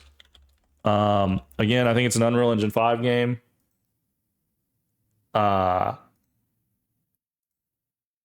Notice how there's a lot of Unreal Engine 5 games that are going on. Great multiplayer game. I mean, you know, the loop of the game is you drop into these maps. You're looking for materials to like level up your base or your workshops. You're trying to get gear. You can play with friends. You can play solo. The robots are as hard or as easy as your gear is. Every game you play, there is a risk because when you go in, you can die and lose everything. So there's always a bit of tension with every game, but it's not so much tension that you're like sweating it out and you're scared of losing things, because it's like you can easily get things again. You can just queue back up and go again. So like there's never anything that you lose where you're like, oh God, I can't believe I lost that. But also like you do care about everything that you pick up. If that makes sense, it's like they just struck the perfect balance with you get super hyped when you find the thing that you need, or you get something exciting, you get super hyped. But if you lose it, you're not like so mad that you're going to uninstall the game because you know it's attainable to find it again. The aesthetic of the game, the graphics of the game, the music of the game is terrific. The robots are creepy. Gameplay, the shooting, the running, the sliding, the looting, it all feels really good. The guns all scale really well. The inventory is a little overwhelming, but like once you get into it and you kind of understand what the game wants you to do as far as like crafting and finding items goes, it's not that bad. And it actually turns into something that's like kind of fun to interact with. When I first played it, I was like, dude, give me an easy button. This is ridiculous. But like then I realized like a lot of the game is tied to finding items and working with these items to like craft things and do things with. And so understanding that it's kind of a crafting game, I realized that the inventory was actually pretty good for what it was trying to do. Now, having said that, this game is it's a hype game. It's a game that whenever I played it, and this is probably the only game this year where like I started playing it, and whenever I played it and I put it down, I immediately wanted to play it again. When I stopped playing it, I laid down whatever. I was like, I want to go play again. I have to go play again. And there's really no other game this year that has been like that. And there hasn't been a game like that in a long time for me, honestly, where I'm like thinking about it. I'm dreaming about it. And it's like, wow, what an impression it's made on me. What an interesting thing this game has done to make such an impression on me. Like the gameplay loop, the aesthetic. Wow. You know, and it's not anything like obscenely crazy as far as like no video game has ever done this. It's not like that. But there's a kind of a scale to it. It's just kind of perfect. It's like peanut butter and jelly, you know? It's just like it all just comes together. And everyone loves peanut butter and jelly. And so like that's the reason why it's going gangbusters, because it's just like the perfect mix of like what gamers love in their lizard brain, of numbers going up, risk, multiplayer, you can solo it a little bit, like there's hype moments, there's streamable moments, but if you're a recluse and you're like, bro, I don't want streaming, I don't want to play, like I'm not trying to try hard, I'm not trying to be like a fucking gamer, and like you can play, if you play this game solo, then it becomes not a hype shooter game, it becomes kind of like a suspense horror game, like a post-apocalyptic kind of like horror game. I've still yet to try bacon on PB&J. According to Elvis, a lot of people it's great. Yeah, I mean, PB&J, almost anything's great. But yeah, and nuclear, no way a single player is two things hard it might be for its future. Look, I mean, and the thing is, like, yeah, in nuclear, you said this game would be dead in a year. You know, it could be. This game could easily be dead in a year. This game could easily be dead in a year.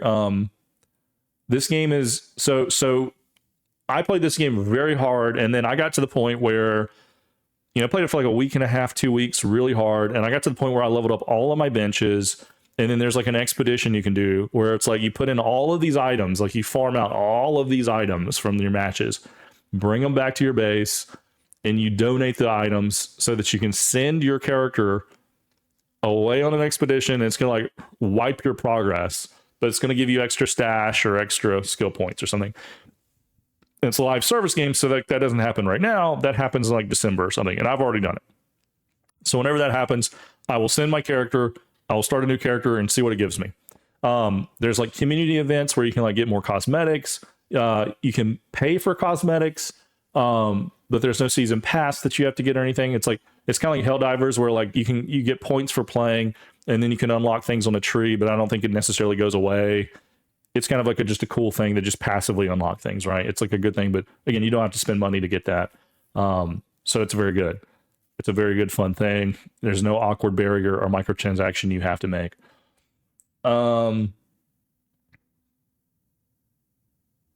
Having said that, they just came out with a new map and it's like all inside and I haven't even played it. And what the game has devolved to for me is like I've collected everything and like the game told me, all right, for your character, you can get up to 5 extra skill points for your next character. Like you get like a buff between expeditions. Like basically you're gonna have to burn your character every few months. If you want to engage with the game like that, you can. You don't have to. A lot of people are like, no, dude, I found these blueprints. There ain't no way I'm getting rid of this. Like, nah, man, just screw that. I'm not gonna do that. Fine, whatever. I'm gonna try to engage with the game like how they want me to engage with it. When is my appointment again? In an hour. So we gotta roll, dude.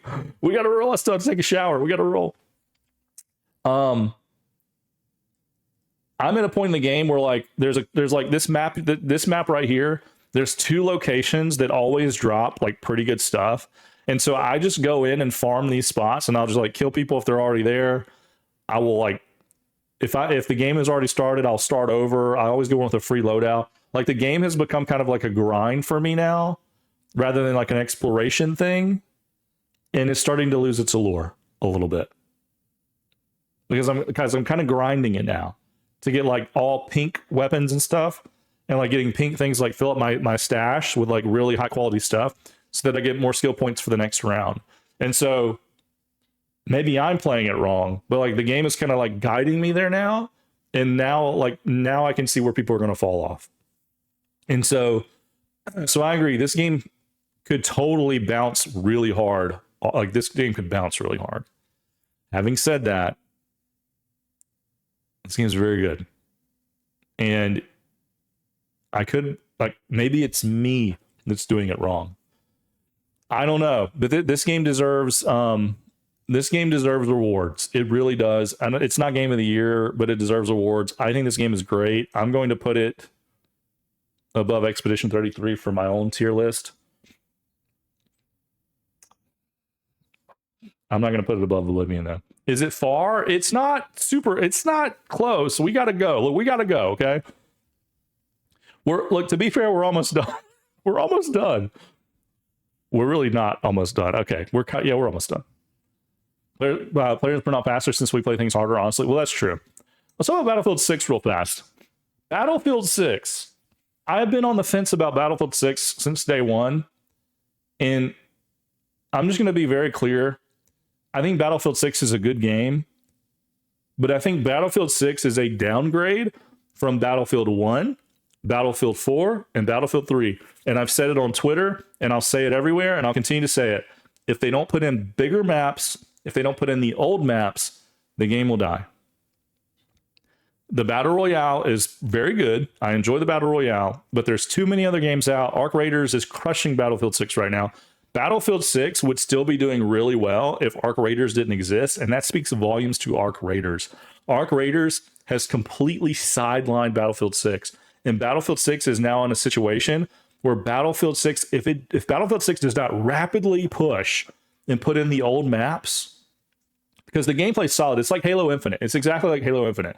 Halo Infinite had really good gameplay, but the maps were not that great. The battle passes didn't really click. No one really cared, and they took too long to come out with new maps and new content. So Halo Infinite died. Battlefield 6 has got to come out with the old big maps. The gameplay modes are fine. The gameplay's fine. The guns are fine.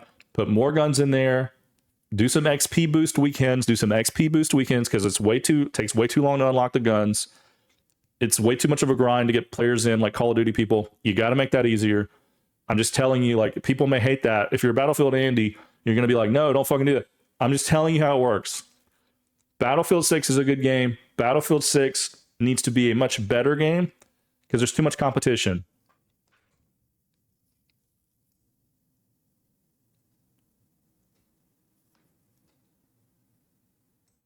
Battlefield 6 campaign is one of the worst campaigns I've ever played, and I'm probably going to finish it. It's better than meh, but it's good. It's better than Monster Hunter, but it's ooh. World of Warcraft Classic. Wow, guys, this is my own version here. Okay, I mean, look, everybody in the chat is from World of Warcraft Classic. I mean, Classic Anniversary has to go great. Is it my game of the year? Like, by hours, it's game of the year. I just wanted to mention it here. I'm probably not going to make this the game of the year, but like, it has to be mentioned. I've played this game, and like, it's a remake in my mind. There's some things that are different about it that make it interesting. It's just, I just got to talk about it. It's up here, bro. It's up here. Remix. I think Remix is good. I think Remix. I think World of Warcraft Remix is good. It's not its own game, it's a mode, but I still want to talk about it just because, like, we played it on stream and we're streaming. I'm still going to play a lot of it. It's better than Monster Hunter. It's probably on par with Battlefield 6, where it's like I'm liking it, but like there's a lot that's wrong with it. But I want to talk about it a little bit. Like, Mists of Pandaria was better, but I still have characters that I'm going to play and I'm going to farm the bronze. And like, honestly, like, if you get into Remix and you just want to unlock some cosmetics and get into it, it's not that bad. It's a good version of retail. If you can have that, it's a good version of retail.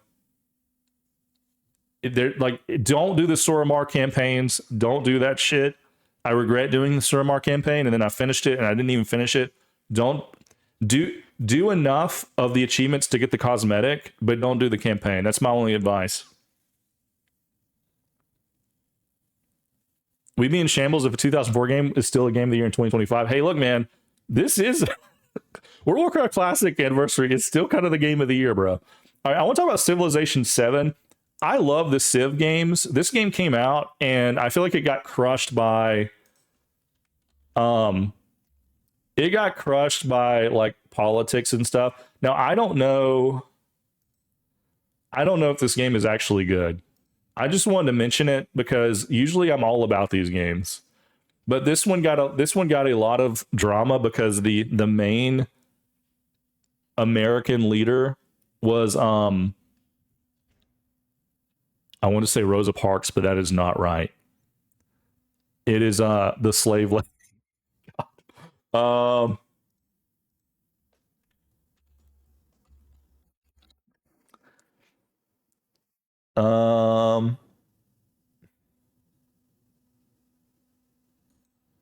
Who was it, guys? Benjamin Franklin? No, it wasn't Benjamin Franklin. Oh, Harriet Tubman. So the leader for America is like Harriet Tubman or something. And so like it got a lot of drama. And again, this just goes with like video games and DEI and all that and the drama of it. This is a game that I would probably love to play. The reason, and I didn't avoid that game because of DEI and all this kind of stuff. This game did not have a lot of hype and it did not get a lot of great reviews, and it's just been very quiet. But I love Civ games, and I might roll a stream of this at some point. I don't know. So okay, here's Benjamin Franklin and Harriet Tubman. Are they like on the same side? It doesn't really matter much, but you know, like again, I've been playing these games, dude, since Civ 2. I remember I played Civ 2 on like the PlayStation 1. I love Civ games, so I wanted to talk about it. You're not gonna see this in Game of the Year. You're not gonna see any mention of this. Usually, the music in these games is top tier. The narrator's always somebody great. I think in Civ 6 it was like Sean Bean. Narrator's usually a big deal. I mean, these games are like Civ is its own genre of games. Now I'm seeing a lot of stuff in the menus here. This looks like a lot, but this is a game that I totally would play. And you know, again, it politically it got kind of pooped on a little bit, but I just want to put this up in like the would play, and I'm going to put it like, I think I would play it over Ghost of Yote. EU5, the new Roman Andy game. I haven't seen that game, so I'm not sure. Inzoi, I want to talk about Inzoi a little bit.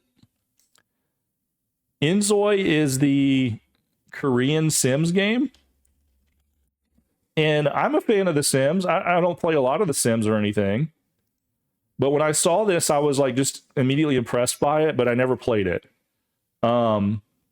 This is something I think Miss Dalorrian would be into a lot. This game is so crazy with like the character creator and the amount of sim stuff you can do in it based on what I've seen. It's just almost too much for me to engage with. But like if there weren't a lot of games out, I would probably mess with this just to see like, what can I do with this? You know, because like there's no competition to The Sims. The Sims 4 has been out forever. They charge $20 for like the dumbest DLC ever. It's pretty woke, all things considered. So this is one of those games where like Eastern, Chinese, Korean are coming out with versions of games like this, and they're going to blow it out as far as competition goes. I mean, look at this. This is crazy, right? I think you can play with like other people online very easily. Everyone creates their own character. Like, I mean, I could see myself slipping into a video game coma with something like this. Now, to be fair, I would probably create a freak. This guy looks normal and handsome. I would probably create a Homer Simpson type obese 400-pound guy who lives around town and eats out of the garbage can and is like a cop or something. You know, I would do something fun that would just ruin everyone else's gameplay experience. But, you know, all the ladies out there, they're like trying to be cutesy and have kids in the game. I'm going to wallow up here as a big fat guy that's like, hey, man, football, or I don't know. But, yeah, I just want to talk about this game. I haven't had a chance to play. I just want to put it in the would play. I played over Borderlands. I played over Night Rain, I think. All right, Dune, man. This is a game that I was like kind of hyped about. I didn't get a chance to play it though. This is like a weird game this year where like I was kind of hyped about this. Oh, Force Gaming, he's good. He's good. I'll just see if he's got any gameplay. It's probably a lot of him talking. I'm glad he played. I really am probably going to go back and watch this.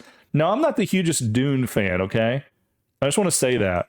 But I am a fan of survival, crafting, building, looting, RPG games. And like this guy is like flying around.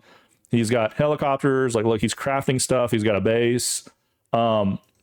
Big fan of that. Combat. He's doing combat. He's got like a plane that he's flying around in here. Big fan of all of the mechanics that is showing. Now, this looks a little whatever. This looks like an MMO. I mean, look at this. Like, you can shoot people down. I mean, like, this looks great, right? Again, like, I'm not just the hugest Dune fan. Dune's really cool. I appreciate Dune. But this game blew up for like a day, and then it died, it felt like. Just, again, because other games came out and stuff. Force Gaming, if you guys don't watch Force Gaming, he's really good. Definitely get into that guy. That guy is really good. He's a really good YouTuber. I feel like he always talks about stuff in a good way and has a kind of a clear head about it. Not too political. He has really good takes. But yeah, like, look at this. I mean, this looks pretty good, man. I mean, again, it's kind of an MMO. I mean, it may be kind of janky, I don't know, but if you're a Dune fan, like, I mean, come on. You have like an MMO Dune game. And so, like, here's what I'm saying. This game right here, if this game doesn't come out in 2025, and again, I think 2026 is going to be kind of a dead year, I think this game would do really well. But there's just been too many games coming out. I'm going to put this like around this like Borderlands 4. Oh boy, I really gotta hustle here.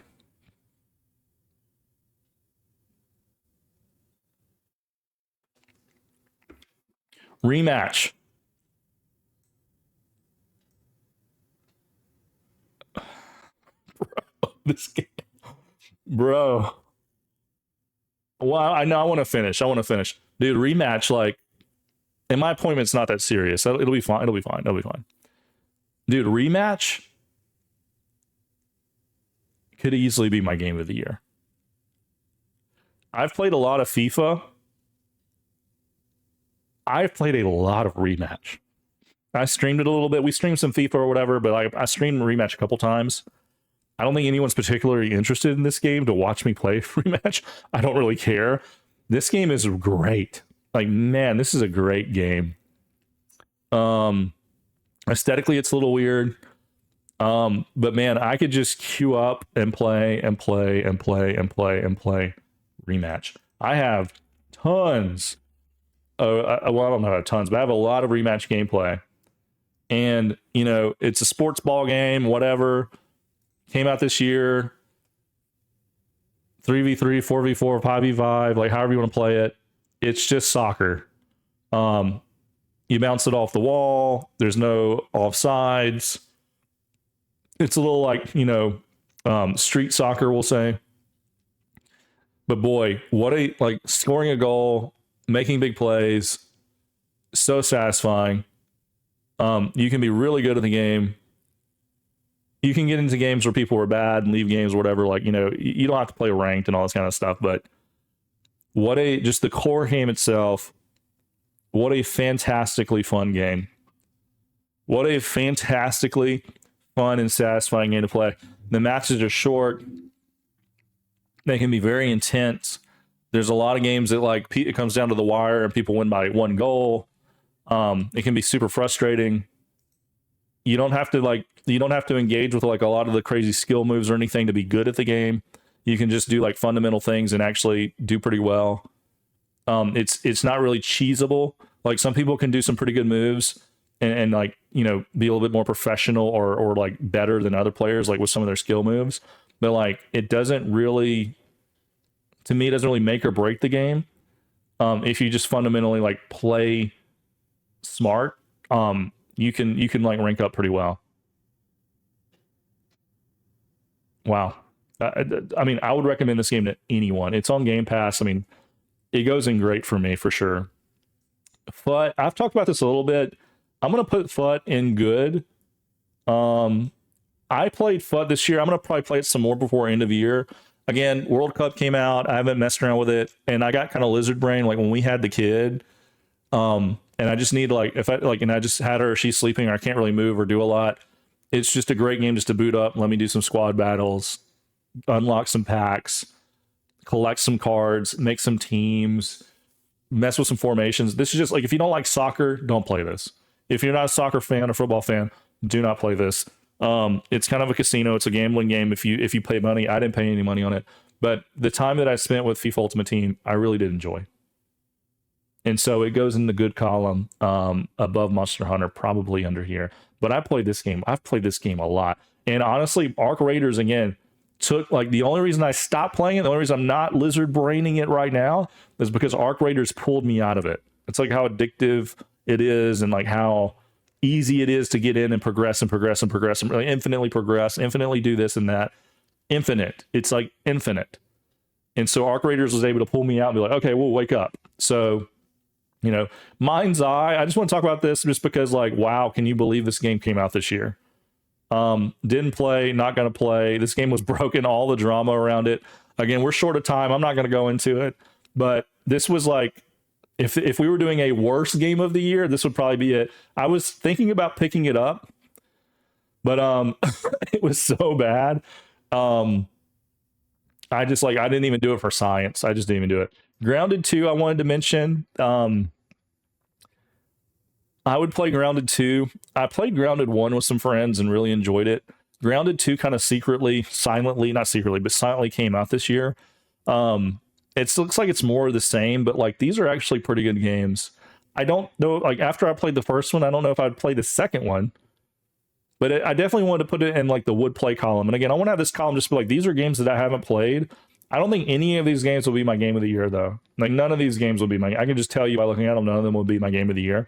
But I think I want to just like the games that I didn't play. These are the ones that I would be interested in playing and like would be in the good, great, meh column.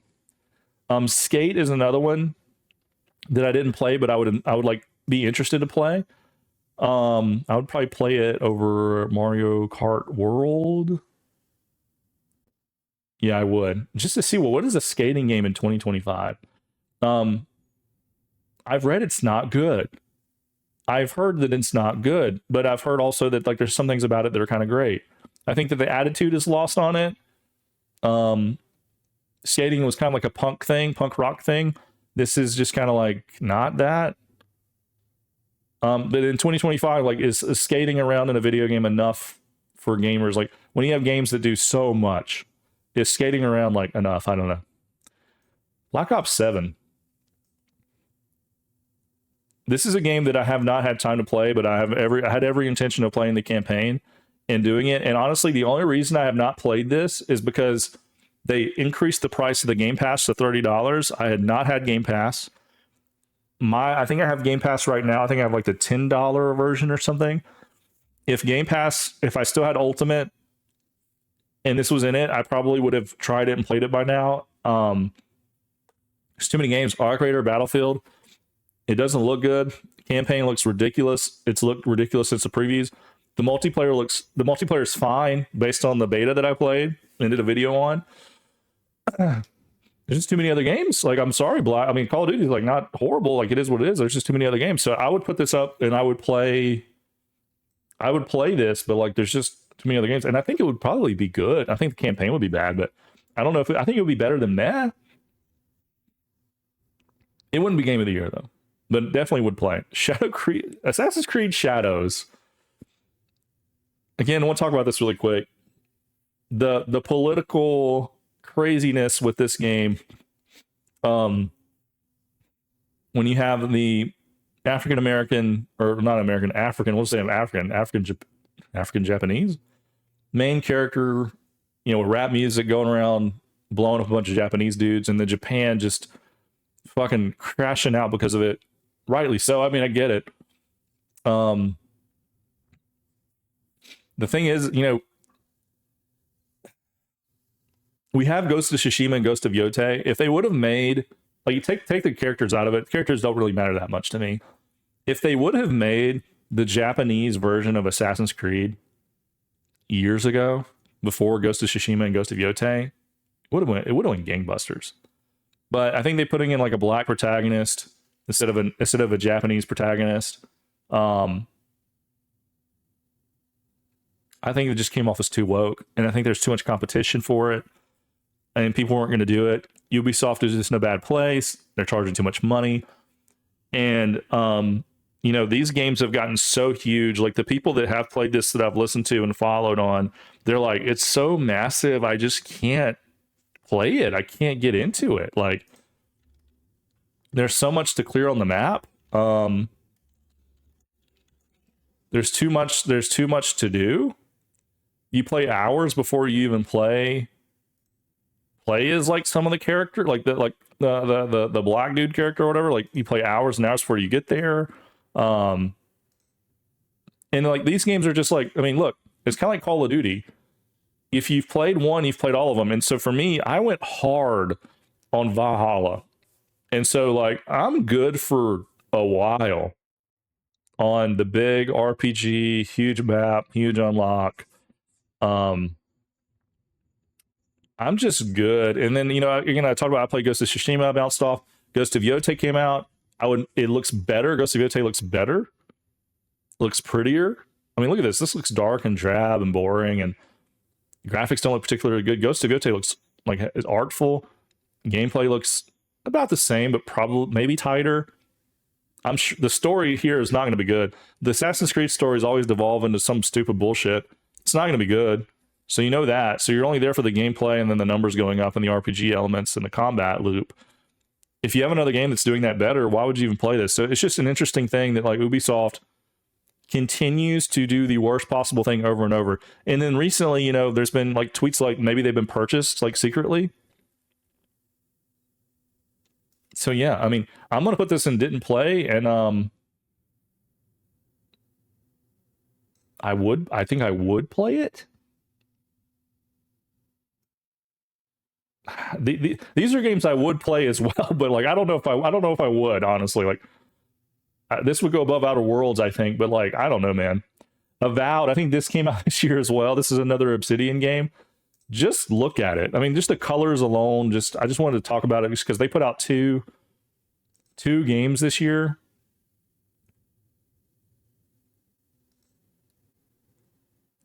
Some people talked about, you know, game systems and the game systems of this RPG like being pretty good.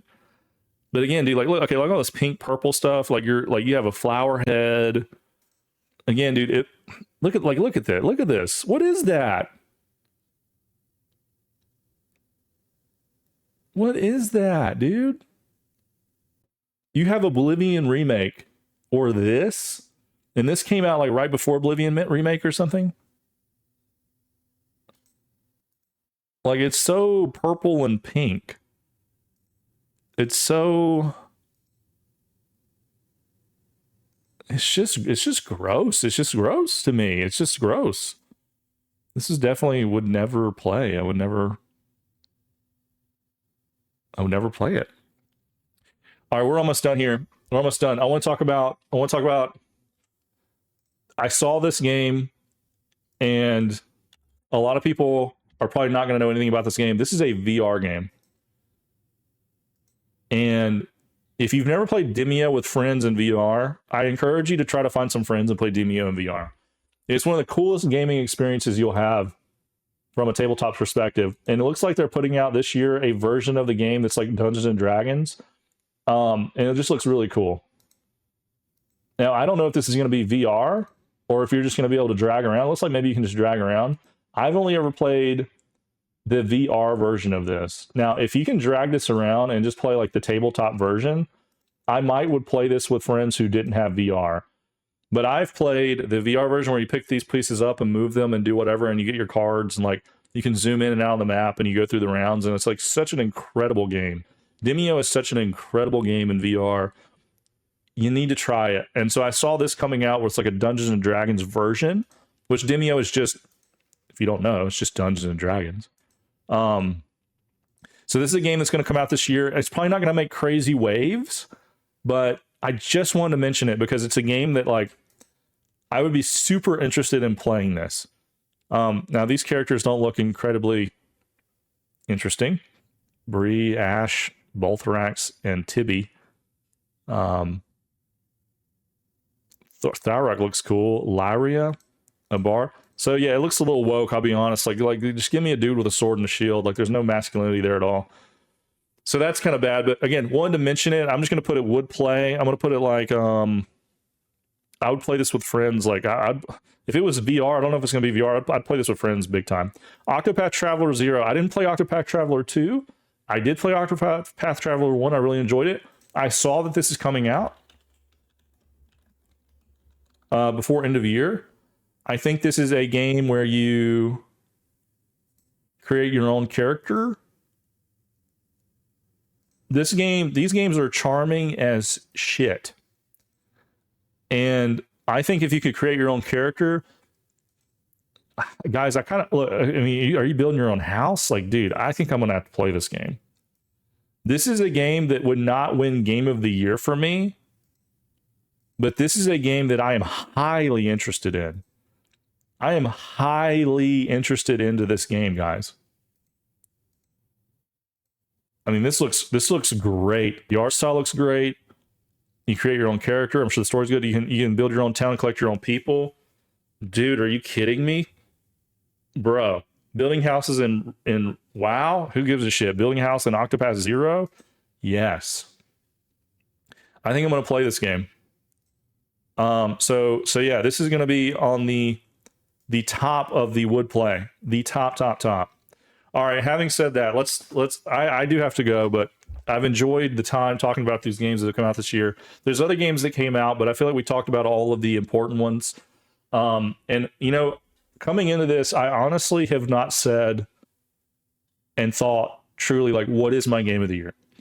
I haven't really sat and said like, this is my game of the year personally, until right now. Like, I'm seriously going to think about it right now.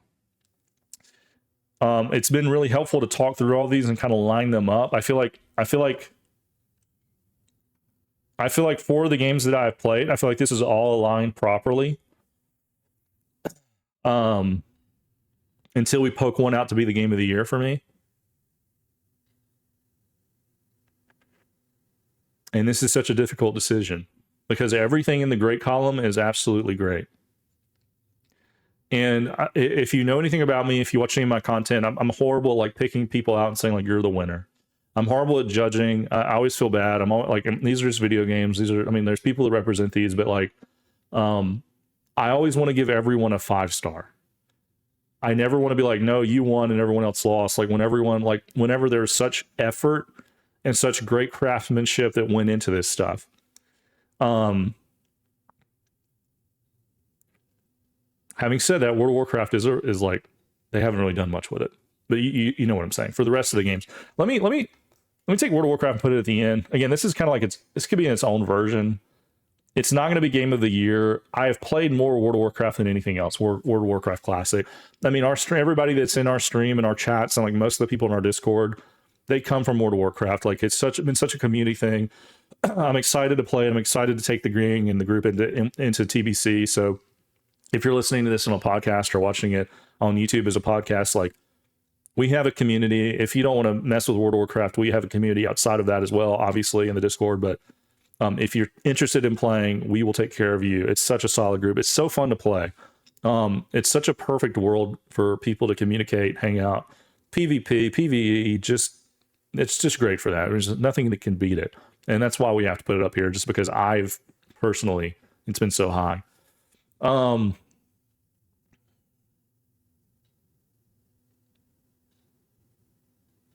As much as I love Oblivion Remake, I think it's not going to win just because it's a remake. Having said that, it is the best remake I've ever played. And again, I encourage anyone to pick that up and play that, or play it on Xbox Game Pass. And I even had a game-breaking bug, which I've talked about on other videos and stuff. I even had a game-breaking bug, and I still don't even care. Like, I don't even care. I got around it. I figured it out. Wow. Now, I will say, warning, do not play it on Xbox Series S. It runs like crap on Series S. On PC and Xbox Series X, it runs phenomenally. But if you play it on S, it's horrible, and do not play that version of the game. Just going to give you a heads up. Expedition 33 is going to win every game award that you can think of. It's not going to win my game of the year. I think it is a great game. I love what it stands for. It is the Captain America of this year's Avengers of video games. It is so meaningful for what it means for video games in general. Beautifully crafted. I want 10 more games like this. Maybe not the style and aesthetic. I could play games like this infinitely. I love it. For me, the art, story, and how it all came together is just not what I love. It's like if you just don't love fish, like eating fish. Some people just don't like seafood. You can say, Dalorrian, I had the best lobster the other day, and somebody's like, I'm allergic to shellfish, whatever. Sometimes it just is not your thing. Expedition 33 is amazing. It's just not my thing. Totally get it. It's not going to win Game of the Year. So that puts us down to Death Stranding 2, Rematch, and Arc Raiders.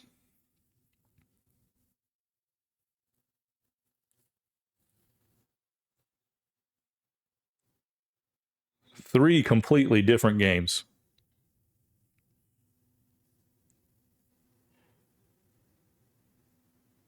Wow.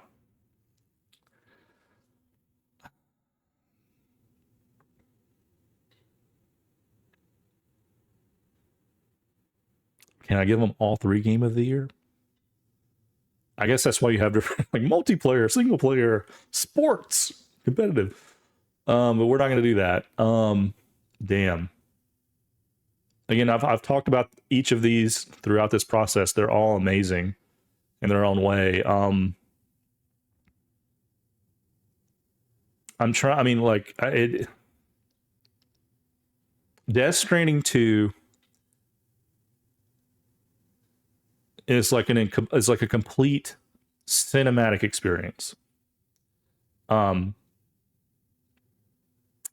With a video game in it. Rematch is the best basic, like what gaming can be.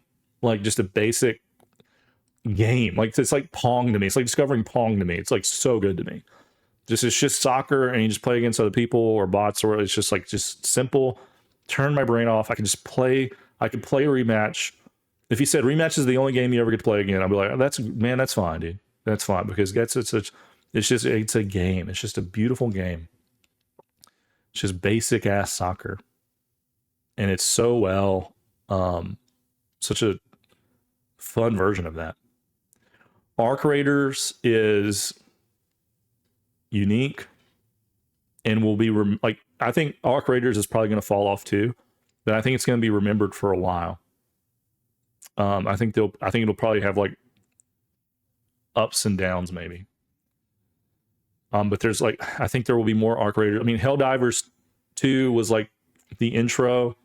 Arc Raiders is like a better version of that. I don't know if it's the pinnacle. It feels like the pinnacle. But God, it's so notable. And such a great game, and something I'll continue to play like for the rest of the year and probably in the next year. I mean, it's a game that I'll go back to, I think, a lot, especially if they add more stuff to it and kind of keep it going.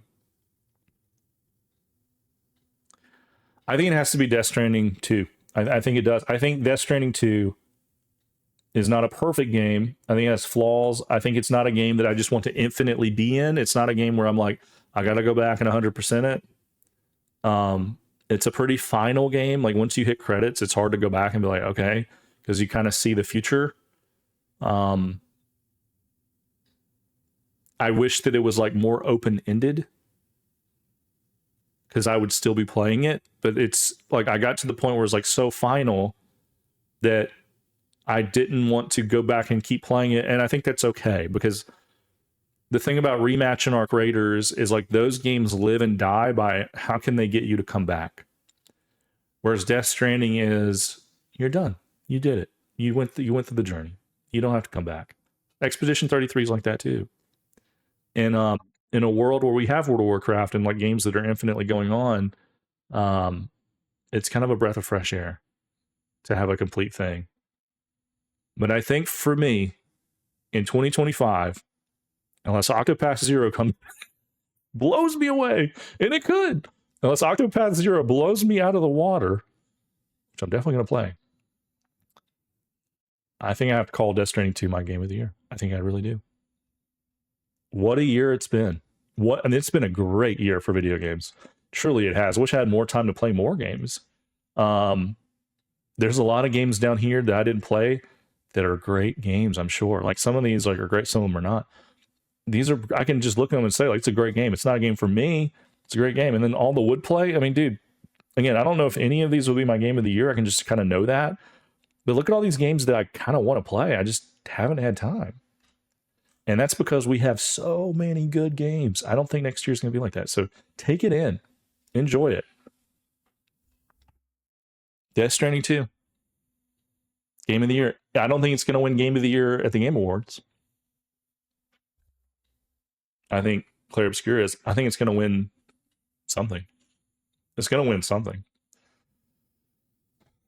Probably game direction. I think it's going to win game direction. They'll get Kojima up there, and I think Clair Obscura is going to win audio, art.